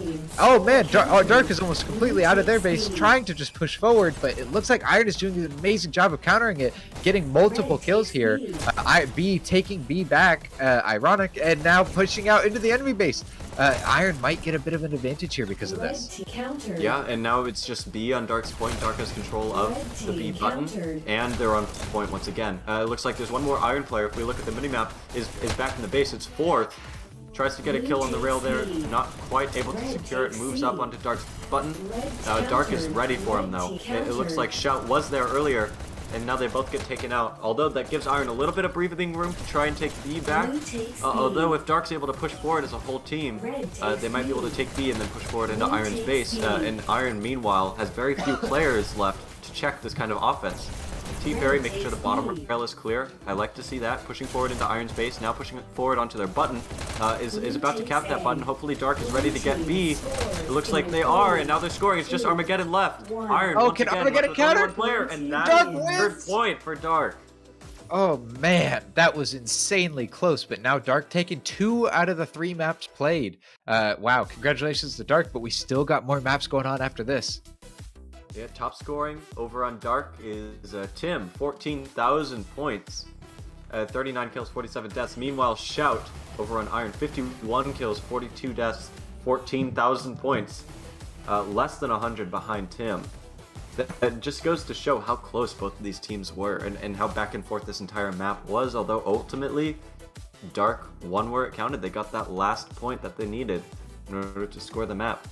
Iron put up a good fight, but just wasn't quite able to pull it together, and now they have to win this next map to bring it to map 5. Yeah, absolutely. The stress is on for Iron right now. Corey, though, completely different map from Waterway. Still a domination map, but man, the biggest map in the game, and it's very difficult. It's not islands like the last one. It's one consolidated, really long, really difficult map, and that one, can lend itself a lot more to 1v1s, to being able to sneak into the enemy base, to be able to pull off some really interesting strategies. As with a bigger map, that means there's more places that you can hide, more rollouts that you can do, more positions that you can take. And so, Iron totally could have an amazing strategy that pulls this one through for them. It looks like we're switching servers again. Might even be switching to Dark's advantage now. Yeah. Remains to be seen though. This is a map that really rewards having a specific, solid strategy for rollouts and for pushing forward as a group figured out. Since everything's so disconnected, it's very hard to help your teammates out when you're in a very different position. The 2 main routes, for those that aren't aware, are from your own button. There's a tunnel that goes down that has a dash in it. It goes straight to the enemy base, and then there's a B button, which is an alternate route, very far away, visually cut off from each other, and those 2 routes are kind of very 2 different areas to be playing in. Tunnel is very fast, very close quarters. Definitely rewards players who are good at dashing quickly or playing in close quarters like that. Meanwhile, B is relatively open, has a lot of different tunnels moving through it that open onto the button in the center and rewards players who are able to take advantage of their positioning and maybe a little bit longer sight lines. And so because of that, moving forward all as one group is even more important than it is for Waterway. It's difficult to get into the enemy base and clog up the enemy team quite as effectively as you can on Waterway because you're just cut off from everybody. Yeah, it makes things difficult. I think, yeah, you're the biggest difficulty of this entire map is coordinating when B and Tunnel can push in together. It really shows that teams that have good comms, that know how to talk to each other, that in the shortest amount of time possible can give the most information, are the teams that can start to take this, because you really need to coordinate without being able to see each other, without being able to know what's going on, to push at the enemy base at the exact same time. Yeah. So we'll see how this map goes today. It looks like both the teams are still getting the rest of their players in, getting their strategy in order, but before you move on to the next map, and also maybe resting up and charging up a little bit too. It seems like a lot of players are crouching at the moment, just waiting for the both teams to be ready to set into the next map. I'm kind of unfamiliar with both of these teams' quarry strategies or how they've done in the past on these maps. I'm sure both teams have played it at the very least in this league. I just haven't ended up watching any of those. Do you have any insight into that, Willow? No, I really don't. You're right. I don't think either team played quarry that much. Waterway definitely is the popular domination map. Although this season, with the new MMR system, MMR kind of takes into account how strong your opponent is and how close games are, right? It's not just simply a win or loss. It's if a really close game like the last one we saw where one team makes 2 points and they barely end up winning, then you lose a lot less MMR than if it's a complete stomp and they got 3 points and 20 seconds or whatever. So Quarry got picked a lot more just simply because it's a larger map. It takes longer. It's harder to pull off. And so a lot of teams seem to be picking Quarry to try and bide their time and really get together and try to coordinate what they're doing. And if you can do it slow and steady, you definitely can win Quarry. But a lot of teams don't care and try to really push out fast and be aggressive. I foresee Dark probably being decently aggressive with a couple of their players like Juvie and T-Fairy, maybe going through the tunnel, trying to get a flank onto the enemy team, going behind, doing what they can, as Dark does what they're always great at, holding down B and doing some great crowd control. We definitely saw Dark had, they got turtled just like Iron did. If they saw the enemy team in their base, they maybe panic a little bit, they take a little bit too long to take them out, and they could definitely get clogged up, and that's when you want to push out and take advantage of that. And take as much space as possible. And so if either team can really take advantage of that, I think that's a kind of a weakness of both teams here. And so let's see who can, but it seems like Dark was better able to take advantage of that in the last map. Let's see if they can take advantage of it here too, but it's difficult. It takes a long time to get to the enemy base. So even if you do have the advantage, sometimes it can be difficult to really pull it out and see it to a point score. Yeah, and that said, this map is very different from Waterway in the spawn area is a lot more defensible than it is for Waterway. It's not a viable strat to turtle up if you want to win, but if you want to prevent the other team from winning, that's something that we've seen throughout the season, that a team that feels like they're at a huge disadvantage is able to turtle up in their base and take some very strong defensible positions, and the enemy team isn't able to push into it and score a point like they would want, even if they have their own base and B and push in all as a team. And so it's possible that if one team is getting pushed too hard, either Iron or Dark, they might sit back for a moment, kind of recover mentally and also with respawn timers, and then seize an opportunity that opens up for them. Getting clogged up in your base is not quite as punishing as it is on Waterway, where everything's so open and you can get shot from anywhere. Yeah, definitely. And also I think there's pickup viability over Quarry. You can grab some. We've seen rockets on. Seen. I believe you've seen shocks, SMGs. I mean, the whole works. You know. And so Quarry is very interesting like that. Waterway, you know, we saw some shock play. And as I said, shock play is becoming more and more popular on Waterway this season. You know, we've seen it before in other seasons, but I think this is where we've seen it the most. But shocks really are the only pickup that you're seeing on Waterway. Maybe a shield here and there. But on Quarry, oh man, you're picking up so many different weapons. You're picking up staples and shotguns and SMGs, and, you know, rockets if you really want to. It's shutting down the objective. And so, you know, I'm hoping that we'll see Tim's crazy rockets pull out on their base. I'm hoping we'll see Juvie and T-Fair grabbing some shotguns again. We'll probably see Armageddon with SMGs or staples. And I think those pickups make everything more entertaining and more crazy and more exciting, as the pistols really can dominate at a range. There's a sweet spot for that range, but all these other pickups, their sweet spots at different, usually closer ranges, and so we might be able to see a lot more team coordination and people just Armageddon running up to people, blast them in the face with the shotgun and running away. Yeah, it's also it's important to note that Waterway doesn't have SMGs on it. Like that would be ridiculous. SMGs just kind of free. They also don't have staples on that map, I don't think either. Just being able to kind of shoot wherever you feel like constantly would be really powerful on Waterway. I'm sure every team would be using that if they were on there. There's definitely a reason those pickups aren't on that map, and a reason that they are in Quarry, just because everything's cut off into sections. You can't win a game from your own point by shooting at the enemy point. Yeah, definitely. Yeah, well, it looks like both teams are beginning. Well, maybe just Iron is beginning. We've seen a lot of pre-game talks on both teams, trying to really make sure that they can make some last-minute changes to their strategies and get everything under control. You know, obviously no team is coming here and, you know, in 10 minutes before the match figuring out what they want to do. They've talked about it extensively. Their strategies are well developed. They're well practiced. They've been doing a bunch of scrims. I know Dark and Iron have been scrimming like crazy, and really learning each other's playstyles and learning how best to take advantage of each of their strengths. And, you know, you can make some minute changes right before the match. You know, Dark might be able to say, okay, you know, let's do this. Let's change this. Let's maybe have this person be a little more aggressive. But, you know, no major changes are going to be happening here today. Yep. Ultimately, both these teams know each other fairly well, know what to expect. And that'll be surprising for us, since I have no idea what to expect for this map. No. Seems like Dark is still figuring the last few things out. I think we're going to be coming up on the 10 minutes here in just a little bit, at which they'll be required to start the match. Definitely. Thank you everyone for watching, by the way. Really appreciate everyone coming in for this Sprinter Tier Finals.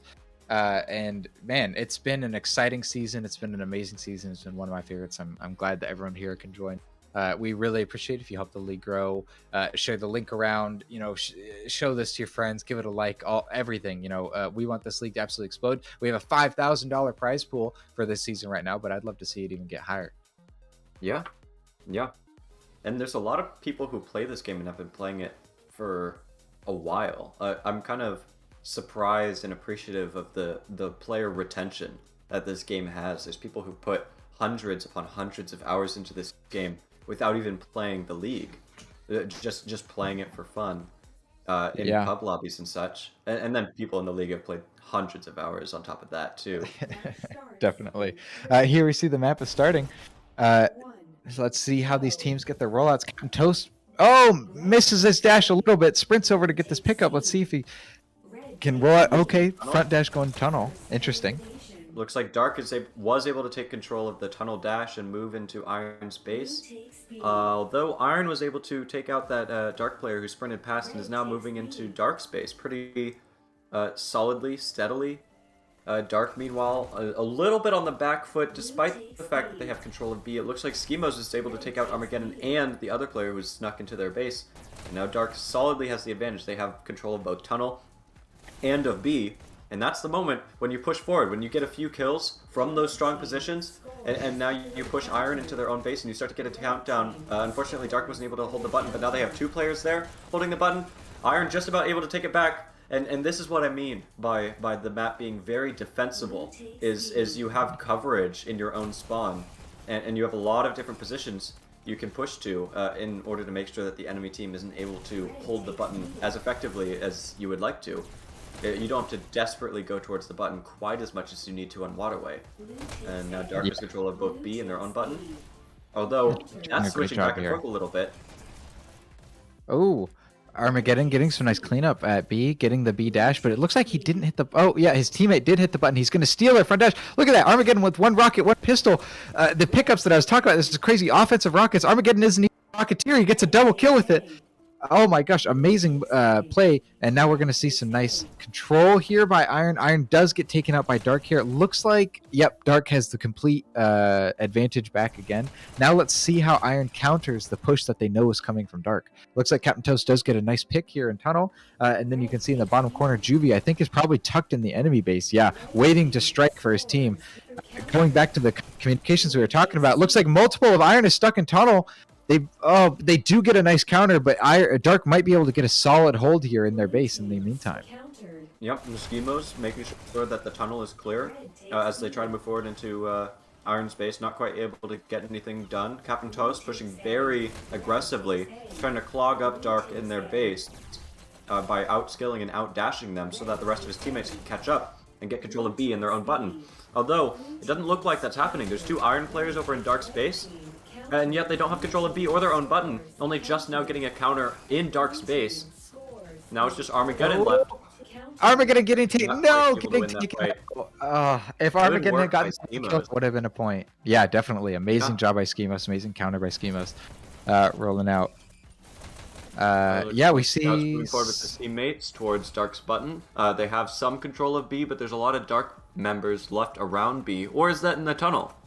No, that's the tunnel. I'm looking at the minimap right now. That's T-Ferry moving through the tunnel towards Iron's base. Gets taken out by Toss, who is now going to slowly move forward, wait for that dash to respawn. There's no point in jumping into the enemy base super aggressively if you don't have the dashes to make something count with that. Schema is well aware of that fact, takes out Captain Toss. Exactly, yeah. And, oh man, looks like Dark countered entire push by Iron. So Dark looking like they have the advantage. Toast kind of getting the tunnel back, doing the exact same slow rollout in the bottom left-hand corner that we've been talking about, but it looks like Tim holding B, slowly pushing their base with a friend too. So, you know, Dark has some really nice advantage here. Tim getting a nice kill, falling back for some health though, not taking advantage of the fact that they just got multiple kills, and now gets shot in the back by Fourth. Fourth might be able to control B here. Only one Dark and one Iron at B. This is very back and forth right now. We're seeing some players of both sides in the tunnel and at B. No clear, domination is happening. Fourth getting a nice couple kills here, rolling up to the enemy base, but he's completely alone. I'd really like to see Fourth with some friends. Looks like there's his friends just a little bit too late. Shout gets taken out by a Brackers there. And Fourth also got taken out. And now Iron's a little bit on the back foot, starting to push into B, although... No, they're pushing into B. They have B. There's only one Iron member left there, and now there's 3 at B, and I assume there's some Dark members in Tunnel able to push forward, although it doesn't look like it. Dark at the moment only has control of B, and only just now getting control of their own base once again. But there's still an Iron member in Dark's base, as Dark pushes forward into Iron's base. He's trying to get something workable here. Not quite able to get that point secured. Armageddon too nice with the rockets. Armageddon's been picking up these rockets a lot, which I like to see on a button-focused, point-focused map like this. Oh, that's curve. That was crazy. Yeah. Dang. It's definitely... Oh my gosh. These rockets are insane.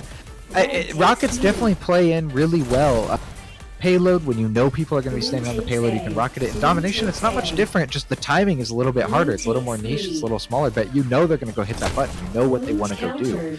So if you have a rocket, you can hit it perfectly. It's a great advantage to you. Yeah, it looks like Juvie isn't quite able to get that button. What he's looking for there, anytime you hit the button, you get one more dash back.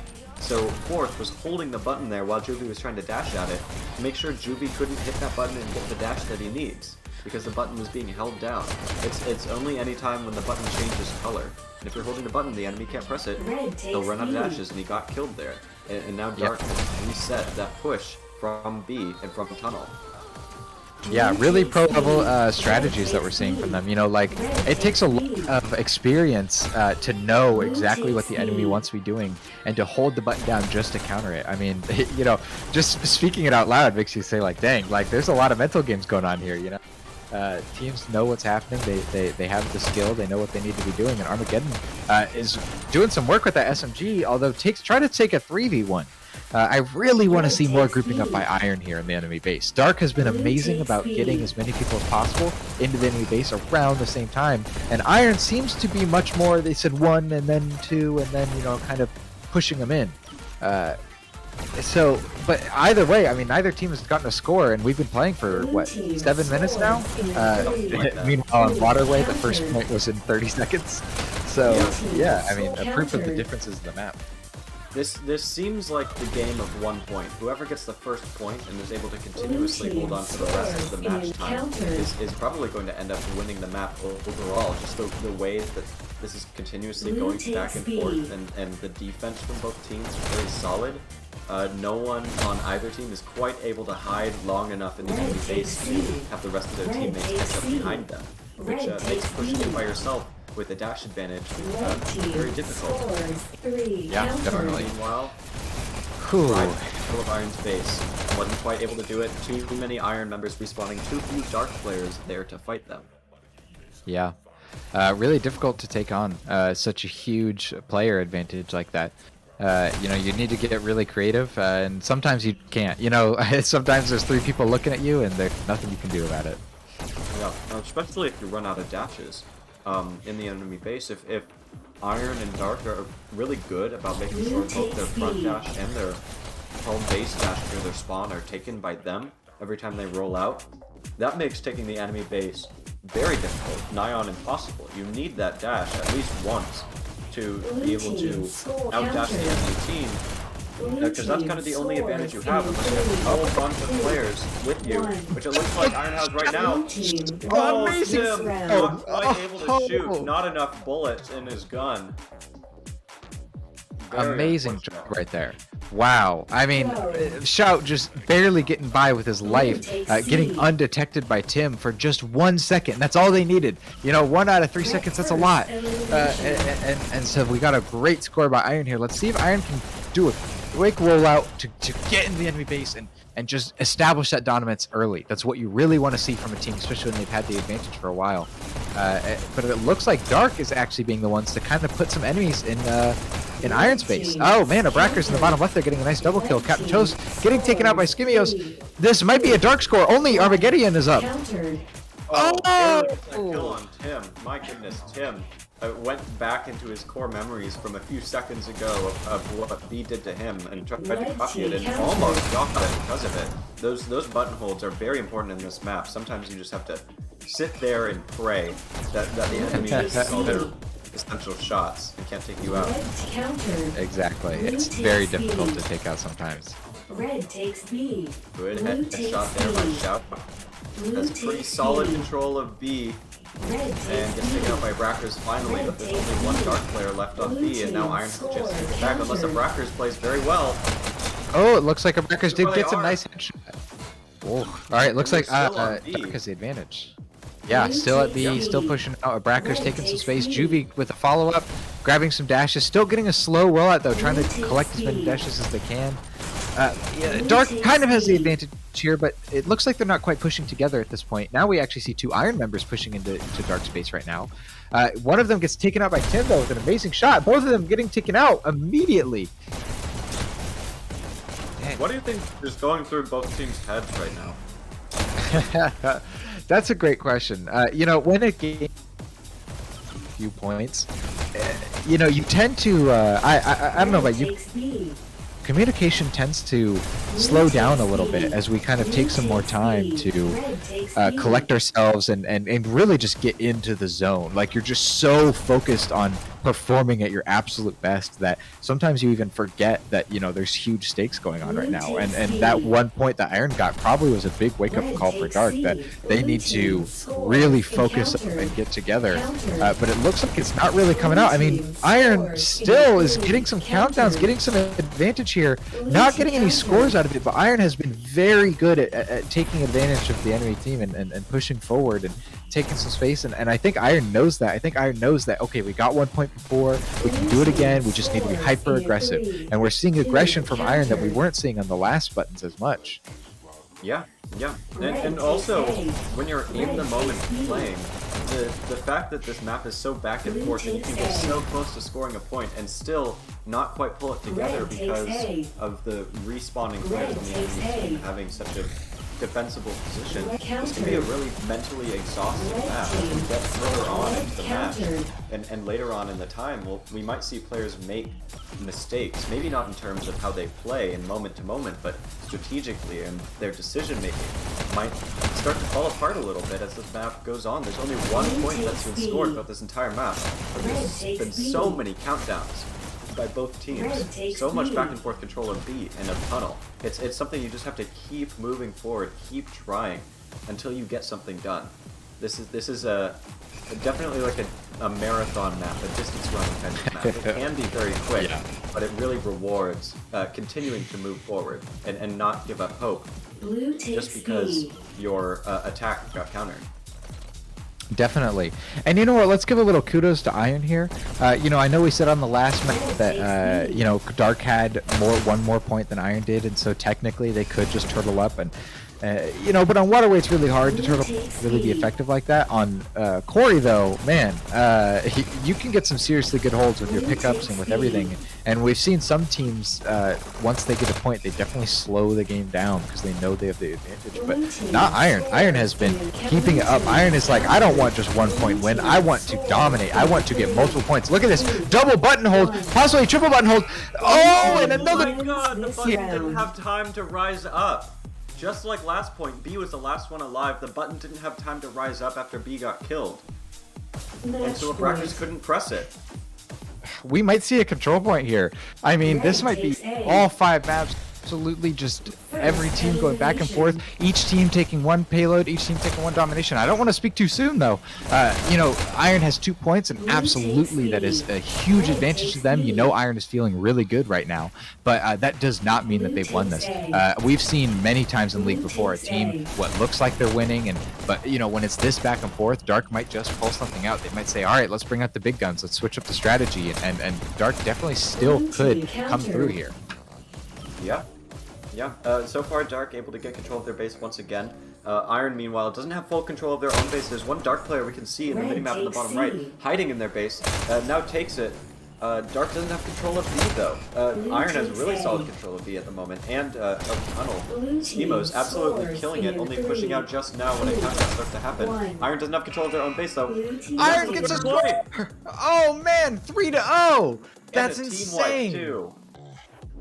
B, just like the other 2 points, still dead, but top scoring over on Dark. Wow. Juvie 29-32, 10,000 points. 4th over on Iron, also 10,000 points, 33 and 35. Well done by both teams. That's solid 3-0 by Iron. The score itself, though, doesn't go to show how insanely back and forth that entire map was. That was so even throughout the entire thing. Iron was just able to actually capitalize on points where it counted, and Dark wasn't quite able to do it, so now we're going to go to a control point. Yeah, wow. Congratulations to Iron. Congratulations to both teams, really. I mean, both taking 2 maps. I don't think anyone saw this coming of just how back and forth that this would be. I mean, you know, I knew that both of these teams were pretty equal in skill level. I knew that Dark was very experienced. They have some really good players. They love the game. They've been playing for a long time, and I know that Iron, a team that I've personally been, you know, really helping out and giving them a lot of time, and they've really impressed me this season. I mean, more than possibly any other team. They just put in the time, they put in the effort. They're mixing EU and US players who have huge time differences, and they're still putting in the hours, putting in the work, absolutely showing that they deserve to be up at the top. And you know, they might end up taking this Sprinter finals, but Dark also might. You know, it really could go either way. I mean, we got one more that's absolutely insane. I'm so excited for this stadium. I have no idea how it's gonna go. Yeah, I know how it's going to go. I think Dark is going to put a lot of emphasis into holding their attic in order to push onto the button. That's what I've seen out of them in the past. I don't remember a whole lot about when we played Control Point event against Dark, but I know that much. I know they're very solid about picking up the SMGs and taking control of that attic. Iron, meanwhile, I think is going to depend on some fast dashing and trying to play very focused around the button. It's very important. Like I think some teams, especially in Sprinter and Walker tier, can underestimate just how significant it is to just be around the button, 1, maybe 2 dashes away. Even though you're not able to spawn camp the enemy or kill them before they show up, just being around the button can be huge in terms of making sure that you maintain control of it as often as possible. You can be surprised how much you're able to do just by staying there. And dashing around and playing like crazy, but not going too far away from it. So I'll be interested to see which team is able to do that better. And I expect both teams will have one player, maybe two, who move forward when they have advantage away from the button to try and disrupt an enemy group up or not let the enemy grab the one dash that they have available to them. I bet Schemos and T-Fairy might end up doing a lot of that. I bet Tossed and Armageddon might end up doing that throughout the map as well. Those players will be important to look out for. B, meanwhile, I expect to be grabbing Shield and playing around the button a whole lot. Mr. Shield himself is pretty well known for using the shield quite effectively, and that's something that's around the button. That is the closest pickup to the button, is 2 shields, 1 for each side. So I'll be interested to see how that plays out here. Gonna be a lot of dying on both sides though.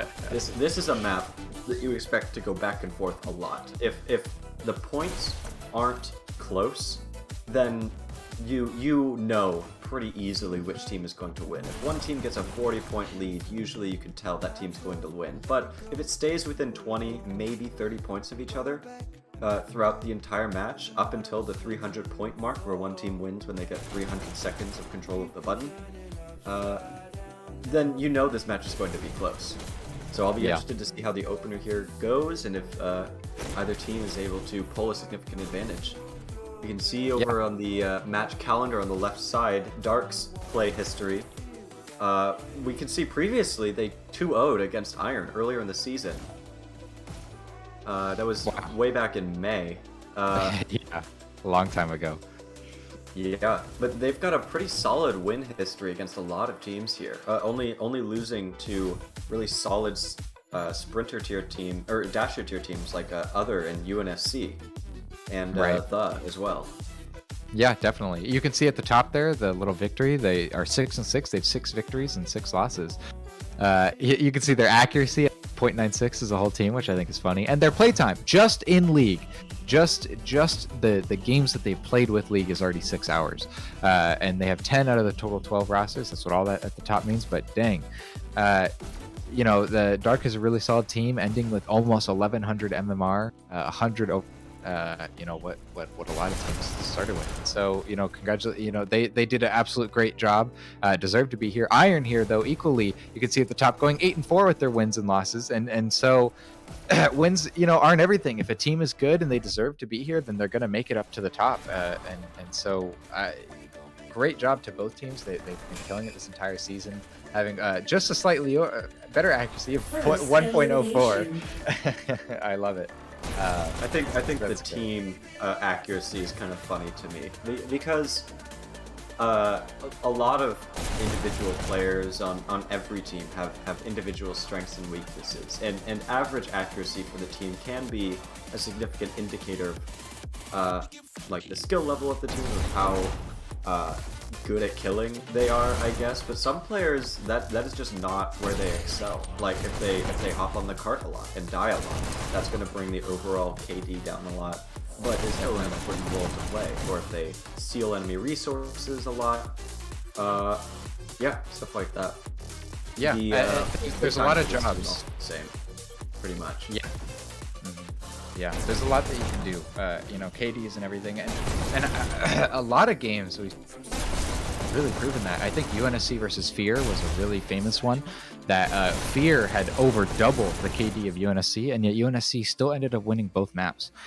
You know, that's what I love about this game. You know, I've never been a fan of the kind of Call of Duty death matches where it's just like, okay, yeah, if you got one dude on your team who can super outkill the enemy, then you kind of just win. No, this game is like, you need strategy, you need coordination. Even if you have one player who's really good, one player will not make a full team. You know, team coordination will beat KD any day. Well, absolutely. And that'll be important on this too. This is a map where you're expecting to dash really quickly, to die a lot and respawn a lot, but the coordination of where you put players when they leave spawn plays a huge factor in how often you have control of the button. There's about 4 main routes you can take to the button. There's the far left side, the far right side, down through a lobby area, and up through an attic. Those main 4 areas will get you to the button pretty quickly, but only the right side has a dash, only the left side can see the enemy dash, only the attic can get the most sightline on the button with the most high ground advantage, and then the lobby kind of just is a way to switch it up because you have access to those other 3 routes still, even though you're going through lobby. You can turn right through a little tunnel onto the right side or to the left side. You can move forward onto the button. You can dash up a ledge into the attic if you want from that lobby area. So where you decide to roll out and how often you decide to do it plays a huge factor in how you contribute to your team and how you get control of the button away from the enemy if they have a solid hold. Yeah, definitely. Yeah, there's a lot of strategies that can go through this one. Stadium, I think, is much more over any map. It's the one where you kind of just throw yourself at the objective. You know, if you don't know what's going on, if you don't know what to do, if you don't think that you can outkill the enemy or anything, like all you got to do is go hit that button. You just got to run in, you got to hit it, and then that's something that's giving you time. Every second that you have is a second that the enemy team isn't getting. It's first 300 seconds, so it's a pretty fast map. 300 seconds, not a whole lot of time, and so there's not a lot of time, if you're really dominating, for the enemy team to slow it down and try to get the advantage back. We saw in Corey, it took 15 minutes or something for the first point. There's multiple chances for Iron or Dark to say, okay, we got to take a second, we got to make sure we do this correctly, we got to push together. But on Stadium, it is you run in and you just hit that button.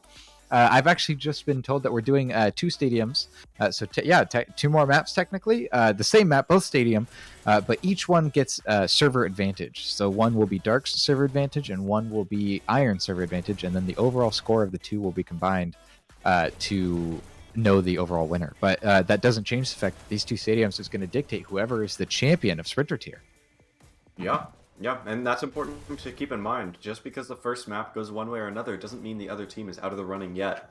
The closer it is, the better it is for the team that lost, obviously, because they have to win by less on the other side, but there will be a certain marker that we'll have to keep note of with this map.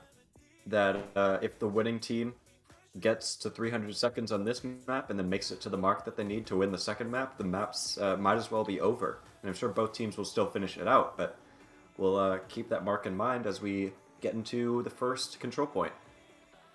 Yeah. Dang. Well, this is exciting. We're rolling in already.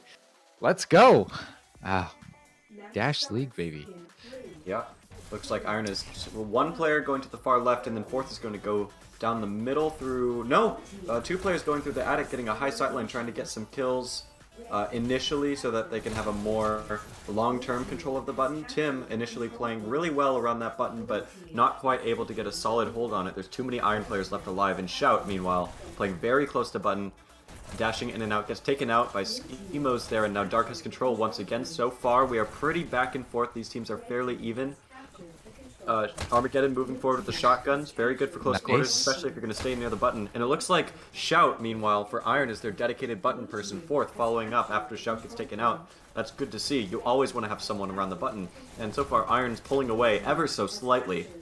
Yeah, with almost a 10-point lead. Kind of losing it right now, though. Armageddon getting taken out, not even able to the button. So now that entire lead already back to Dark. This is going back to what we were talking about. If you've only got a 10 or 20-point lead, you cannot sit comfortably. It takes almost no time for that lead to entirely go back to the enemy team. So now, even though this entire time Iron was winning, we now see that Dark has the advantage. And they're only barely winning, but Juvie getting some really nice kills here, rolling out, pushing out to the enemy base a little bit. It looks like they're stuck dash. This gets taken out by Fourth. Iron going to be trying to get some control here. Fourth holding the button down. Now we see Iron getting some total control, but it's not quite enough. They all get taken out. Now Dark has the advantage here again, and they're pulling ahead with 10, just like we saw Iron had 10 ahead. Now we see that Dark is 10 ahead. Oh, good button hold by Armageddon there. Got a few precious seconds for his teammates to follow up, and none of the Dark players were able to grab that dash from hitting the button. I don't like to see that button hold there when there's no Dark players left alive to shoot anyone. So Iron was starting to lose control of the button briefly there because of that, and now Dark has solid control of the button, almost has the advantage back in their favor, but Iron just barely getting it back. This is so back and forth. Both teams are playing very close to the button and then spreading out to disrupt after they feel like they get control, but then the other team is able to pop in and grab it away from them as soon as they dash away. Which has been happening to both teams here, especially to Dark. Anytime Dark gets advantage, they have 4 or 5 players around the button. They all spread out, and then Iron pops in after they respawn and gets control of it once again. Juvie pops up behind, takes out, who was that? Was that Shout? And now it's Fourth left on the button, dashing in and out. Yeah, and now Dark has some control there. Captain Toss trying to get some long shots in there, some long distance shots in there, and Bracker's staying very close to the button, trying to prevent Iron from getting any sort of solid control. This is so back and forth. Toast trying to gets one kill, but not quite following it up with the button. Presses it just for a second, gets a nice double kill. Toast somehow still alive. I would have expected Toast to die multiple times there, but still staying alive. And now we see the rest of Iron following up where Toast left a nice void of people. So Iron getting 10 points ahead here. Iron just barely has been taking a lead almost this entire map. I mean, this shows that these teams are extremely equal, that their skill levels are so similar. I don't know who has the ping advantage right now, so it definitely could be Iron, and that could contribute a little bit to their victory, but no doubt Iron has some really good strategies here that's allowing them to pull ahead consistently. If it's only by 10 or 15, consistently getting back that 10 or 15 every single time they lose it shows that they're really good at gaining that momentum back. That was a good shield on the button, finally getting taken out only because they got flanked, and now Iron is able to keep control of the button. We see a lot of examples of those 2 different ways to keep control of the button. One, you just stand there and you hold it so the enemy can't get the dashes that they need to get anything done. The second is dashing in and out. A lot of players have a preference one way or another, but both teams seem to be making good use of both strategies. There's a lot of emphasis from both sides, though, of keeping the player on the button itself at almost at all times, except for right now, where Dark is starting to spread it out. They've got one player on the scoreboard side getting taken out, and now Iron has solid control of the button once again, but Dark had plenty of time to catch up back to Iron's time, and now we're nearly even once again. Dark still has control of the button. Iron needs to pull something together to get this button back, and it looks like that's what they're doing right now. Good hold by Fourth, and now Dark... There's only one Dark player left alive around it. The rest of Dark's team is able to start catching up, takes out Mr. Shield, and now Dark has solid control once again. It seems like Iron has been trickling in and getting control of the button with just 2, 3, maybe 4 players. Dark, meanwhile, has been moving in as an entire team. Every single time they have control of the button, there's 3 or 4 Dark players around it, whereas with Iron, there's maybe 1 or 2 left alive. And it seems like both strategies are working out for them in their own ways. Armageddon flanking with the SMGs. I kind of expected them to be picking up SMGs and be really kill-focused and let their team take control of the button instead. Fourth, especially, has been playing very close to the button along with Shout. They seem to be the main dedicated button people, and that's kind of a role difference that I like to see. I like to see that differentiation of everyone knowing exactly where they need to go and what they need to do. With such a fast-paced map, with so much going on at all times, so much back and forth at all times, you really need solid roles like that to be able to maintain control of a button for any extended period of time and be able to make something matter out of chaos. Dark, meanwhile, has had a somewhat similar strategy. It seems like Tim has been playing around the button a lot. Juvie has been very kill focused, but they've been a lot more amoebic. They kind of have everyone do everything that used to be working out for them. They're starting to pull back into this game, but they've been around 10 behind Iron throughout this entire match. Iron might just barely win this map if they're able to keep up this momentum. It's so insanely close. Yeah, we've seen it go back and forth. Looks like Iron is getting a really solid lead right now, 15 to 20 ahead, as opposed to their usual only 10. So Iron definitely is doing something right here, but just as I speak, Dark is holding it down, trying to get that advantage back, getting the advantage just back down to 10. Armageddon getting some nice kills with the SMG, but again, avoiding the objective. The getting the kills are great and effective, and you want to get kills on the enemy team, no doubt. But if you're getting kills, meanwhile the enemy team has the button, it's not helping anybody. You gotta focus on that button. You gotta focus on the objective. You want teams to be extremely objective focused. But we're seeing Iron pulling away with a 20-point lead right now. Really impressive. Yep, the Iron's also been doing a very good job of knowing they only have 1 or 2 players left alive. They just hop in, they hold the button for as long as they can, they die, but they get some precious extra few seconds of control of the button, and that's how they've been able to maintain this lead. They don't need to play better than Dark, they just need to play just as good to stay in the lead. Dark, meanwhile, has started to figure something out to get a solid hold here on the button. It's still been very back and forth, but overall, I feel like I'm starting to see a trend of Dark getting back into this game just barely. Good push forward by Juvie. Oh, Iron yes. able to sneak out that button during those last few seconds. Now Dark is solid Juvie holding control. it down. Come on! Oh, Iron getting the advantage back a little bit. Skivios getting nice follow-up, getting taken out. Man, look at this coordination by Iron. You see one person consistently holding it, and sometimes even 2 people holding it. Look at the one casual one there. But we see a triple Dark hold there that probably was to their disadvantage, because then Iron could just mow. I think it was Armageddon that was able to just mow him down with some SMGs there, and now Iron has the advantage here again, holding down that 20-point lead that they've kind of solidly held for a while here now. Now Dark has a really good hold here, but again, Skimmy is running away from the button, trying to take out one person, doesn't even get the kill on Shout. Meanwhile, Shout's entire team is focusing on the button. Man, this is so insanely close. I'm seeing multiple teams are pushing out, trying to take advantage of when they get a secure hold. I'm sure that there's a call out that these teams are making that's like, hey, we have a hold, go try to spawn camp them, go try to disrupt them, go try to make them feel uncomfortable and make them feel that they're not safe in their own spawn. But neither team is really able to pull it off, it seems like. It just seems like Iron is better about kind of actually sticking around the button. And here we see it's so back and forth right now. The lead is kind of getting away. Only a 10-point lead by Iron here now, so Dark definitely made up some serious time with their hold there, but it looks like Iron's going to be doing the exact same thing for a second time. Now they're only 30 points away from a victory at 269 to 251. Dark needs to pull something back. Pull something out of a magic hat in order to get back into this game. They're not significantly behind, but they've been behind this entire match. They keep playing like they've been playing. Iron's straight up just gonna win this first map. It'll only be barely. There's still a second map after this one, but so far Iron has kept this advantage this entire time. They still have control of the button. Schemos tries to hit it. T-Fairy takes it away from him. Now it's just T-Fairy left on button. B has control of the button. Now it's Iron 285 to Dark 271, and Iron still has control. Dark only just now taking it back. It's a Brackers left on button. He's a lone man left alive. Fourth takes it away from him. Good double kill by B, and now Nice. Iron is all 10 seconds. button. They're only 7 away. Oh man, 5 seconds left on Iron's side. Oh, Dark we're has so control of the button. close. They need to hold They're it as holding much it as down. possible. Yeah, Iron can just hold it. No, only 3 seconds away. 2 seconds away. 1. 1 second. Dark got the button back. Iron, just touch it, Iron. There you Oh, go. 300 win. to 284. wow, the that first is map. really close. That is the first map for Iron, and then we'll be switching servers. Yeah, we will be switching over to something else. Now one team will have the advantage.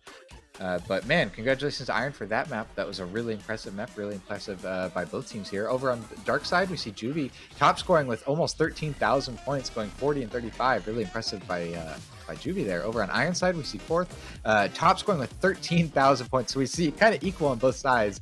We've got a couple people, Tim and Juvie for dark, and then Shout and fourth for Iron, that are really good at hitting that button, constantly pressing it, constantly being around it, holding it down. Meanwhile, the rest of their team maybe is picking up a little bit more on the kills.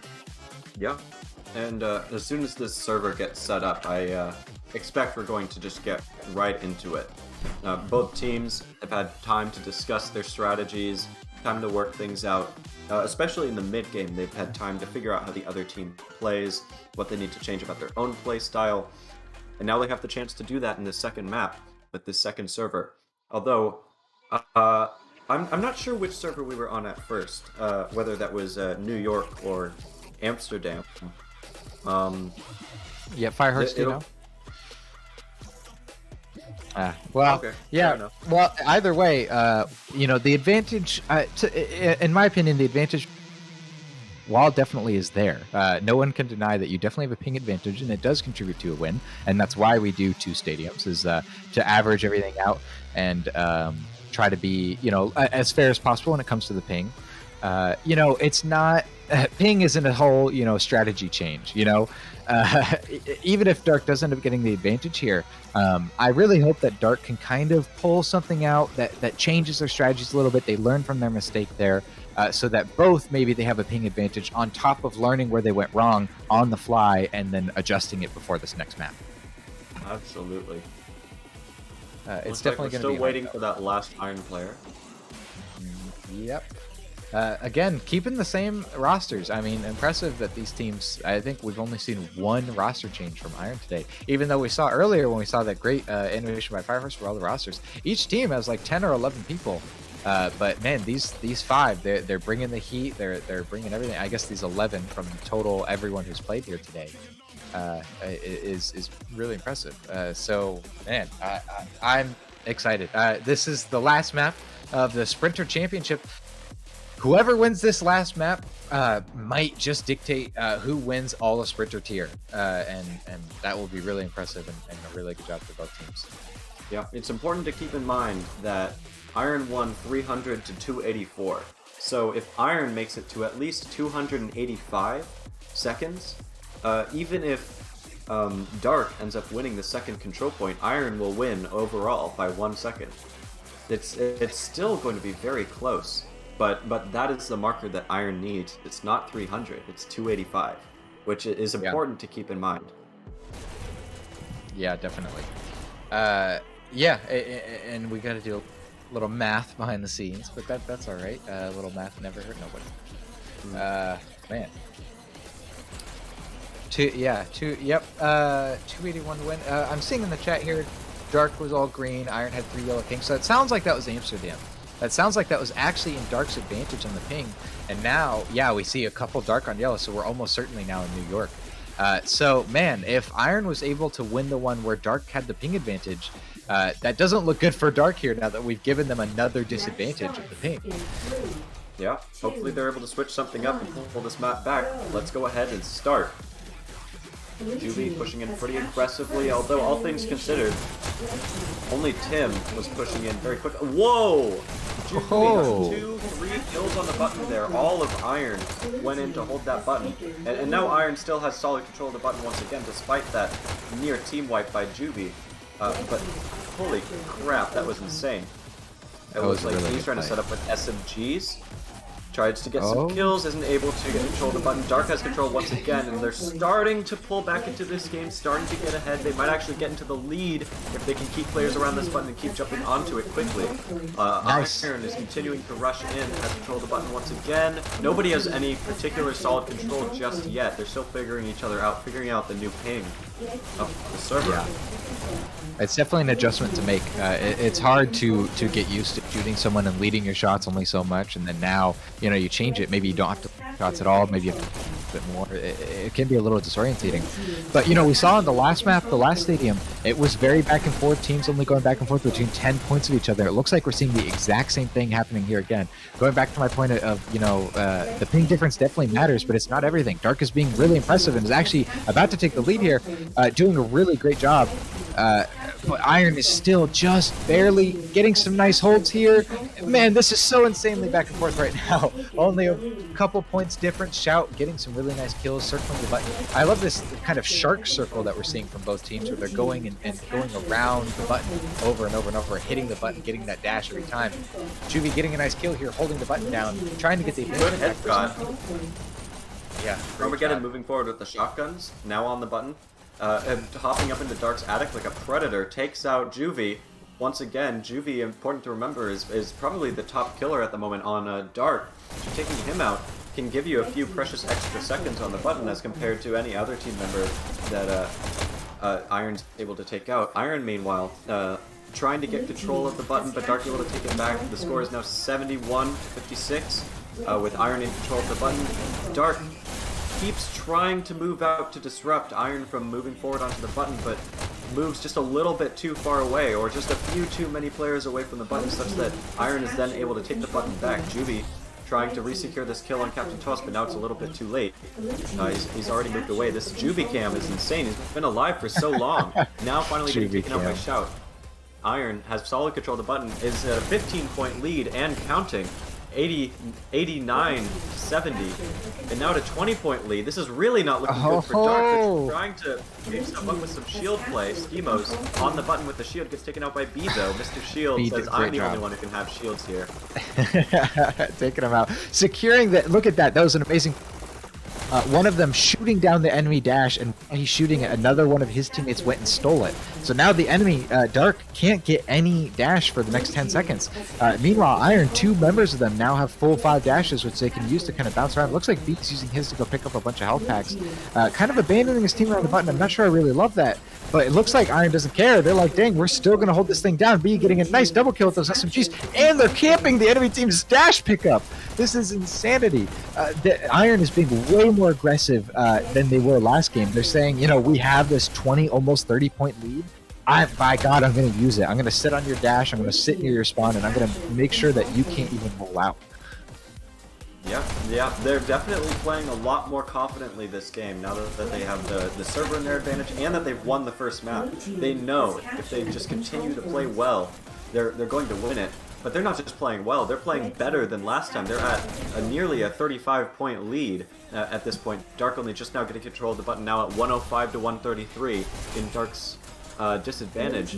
Juvie on the hunt for players, gets taken out by Captain Toss, and now Iron has control of the button once again. And they have multiple people around the button too. They're playing very close. They've learned their lesson throughout the previous map.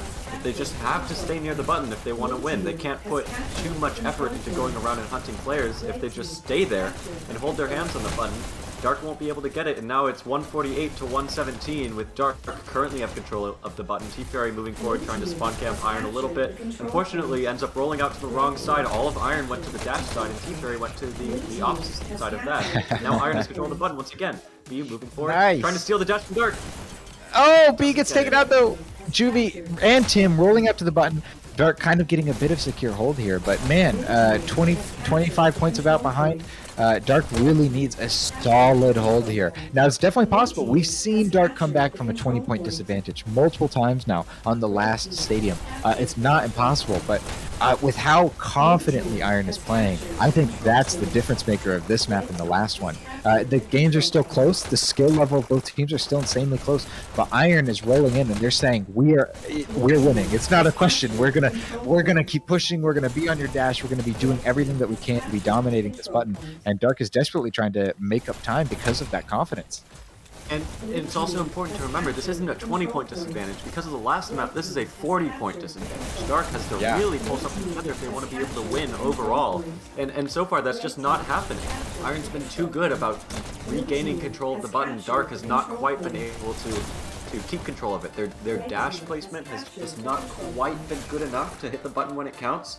And their character placement, their team placement has not quite been close enough to the button to be able to keep control, and it's all these little things that are building up over the course of the map that give Iron the opportunity to be at nearly 200 versus 163 and counting, and they still have control of the button. Armageddon only just now taking it back.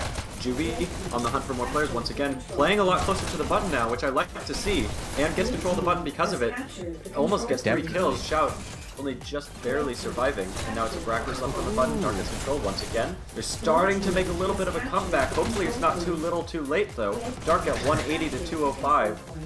Man, still going back to what you said of the 40-point disadvantage, you got to remember that they lost by over 20 points on the last map, so Dark needs a solid hold here. And B has very little health, but still is able to follow up on his dead teammate, hit the button. And, you know, even though that Iron doesn't have a crazy hold right now, they were able to just get a few extra seconds. You know, B was saying, like, no, you think you're going to have the advantage here. I'm going to make you fight for every single second on that button. And so now we see a 30-point lead here by Iron right now. Great job to them, and they've just been holding it. So it looks like Iron's advantage has actually gone up a little bit. And they were even putting a shield on the button. Yeah, that is a really good play. Yeah. Oh, man. And now they self-control the button. They're 236 versus 193 for Dark. This is almost looking hopeless. Dark needs to pull something magical together in order to win this map. They have to play very close to the button. They have to get every kill when it counts, and that's just not quite happening. They're not quite able to get button holds the same way that Iron is. They're not quite able to dash in and out quickly the same way Iron is. These little differences every single push are giving Iron the advantage they need to win overall. 251 to 205. Dark has just not been able to take back this button. Iron has been playing so solidly, so close to the button, that Dark just can't get in there, can't get any solid holds over multiple seconds. Even now, they had a hold for about 8 seconds, and then Iron just took it back. Armageddon tearing things up with the SMGs. He knows that he just needs to get the kills, let his teammate take control of the button, and they'll win. And that's exactly what's happening. He's getting multiple kills in a row, and he's been alive in this alley on the far right side for the longest time. And he has teammates holding the button too, forcing Dark to stand around the button while he tears them down. And the rest of his teammates are still playing around it. Iron still has control of the button. We're at 272 to 225. Iron is going to win this match. We're so close to victory. Dark needs a really solid hold in order to keep control of this, or else the match is going to be over. Iron has control of the button once again. Dark takes it back quickly. Iron takes 20 it back more once seconds. again. It's so back and forth. This is so close, but back and forth is okay. Yeah, I mean, it's all right if it's back and forth. Iron still can just get this advantage and get this win. And you know, even if each team is only getting 1 second, Iron's going to walk away with the victory with that one. But it seems like Iron, even still, is trying to get really solid holds, really solid dominations. We only have 10 seconds left here for Iron's side, and it looks like they're holding it down. Oh man, Armageddon just holding this whole sightline down. Armageddon finally getting taken out. Only 7 seconds left. Oh man, this is so close. 5 seconds. 5 seconds left. Iron, come on. 2, 1 second. That's Iron it. wins. Iron is the Sprinter Tier champions. Oh man. Congratulations to Iron. Yeah, that was very well done. Both teams did so well in such different ways on all the maps. That was so fun to watch. Juvie over on Dark, top scoring once again and top killing, 37-37. Perfect 1 KD and 10,000 points. Iron, 4th with 16 and 40 kills, really showing you how significant the button is in terms of gaining score on this map at 9,300 points there. Well done by both teams. Yeah. You see 4th definitely celebrating a little bit there. I mean, it feels good. And let's not discount Dark here at all. They're still 2nd place. Amazing job to them. And I believe Sky just placed 3rd place for all the Sprinter Tier championships. So that's been the championships for Sprinter Tier. I mean, insane game. We see a group hug by everyone here. So cute. So amazing. Thank you everyone for joining. I know it was a long stream, but man, it was well worth it. That was so much fun. That was so much excitement, so much just great plays by both teams. Congratulations everyone for winning this. No matter what, these are still the top 2 teams, the Sprinter Tier. And then I believe next weekend you can catch the Dasher Tier finalists, the final game of the season between D and Team Name. Yeah, and look forward to that. Until then, I've been Not Gollum. I've been Willow. Thank you everyone for joining again. If you haven't already, we'd really love if you'd share the link around and press that like button. It helps the league grow so much, and if you guys love the league just as much as I do, we'd love to see it. Thank you everyone for joining. Hope to see you guys next weekend at the Dasher Tier Finals.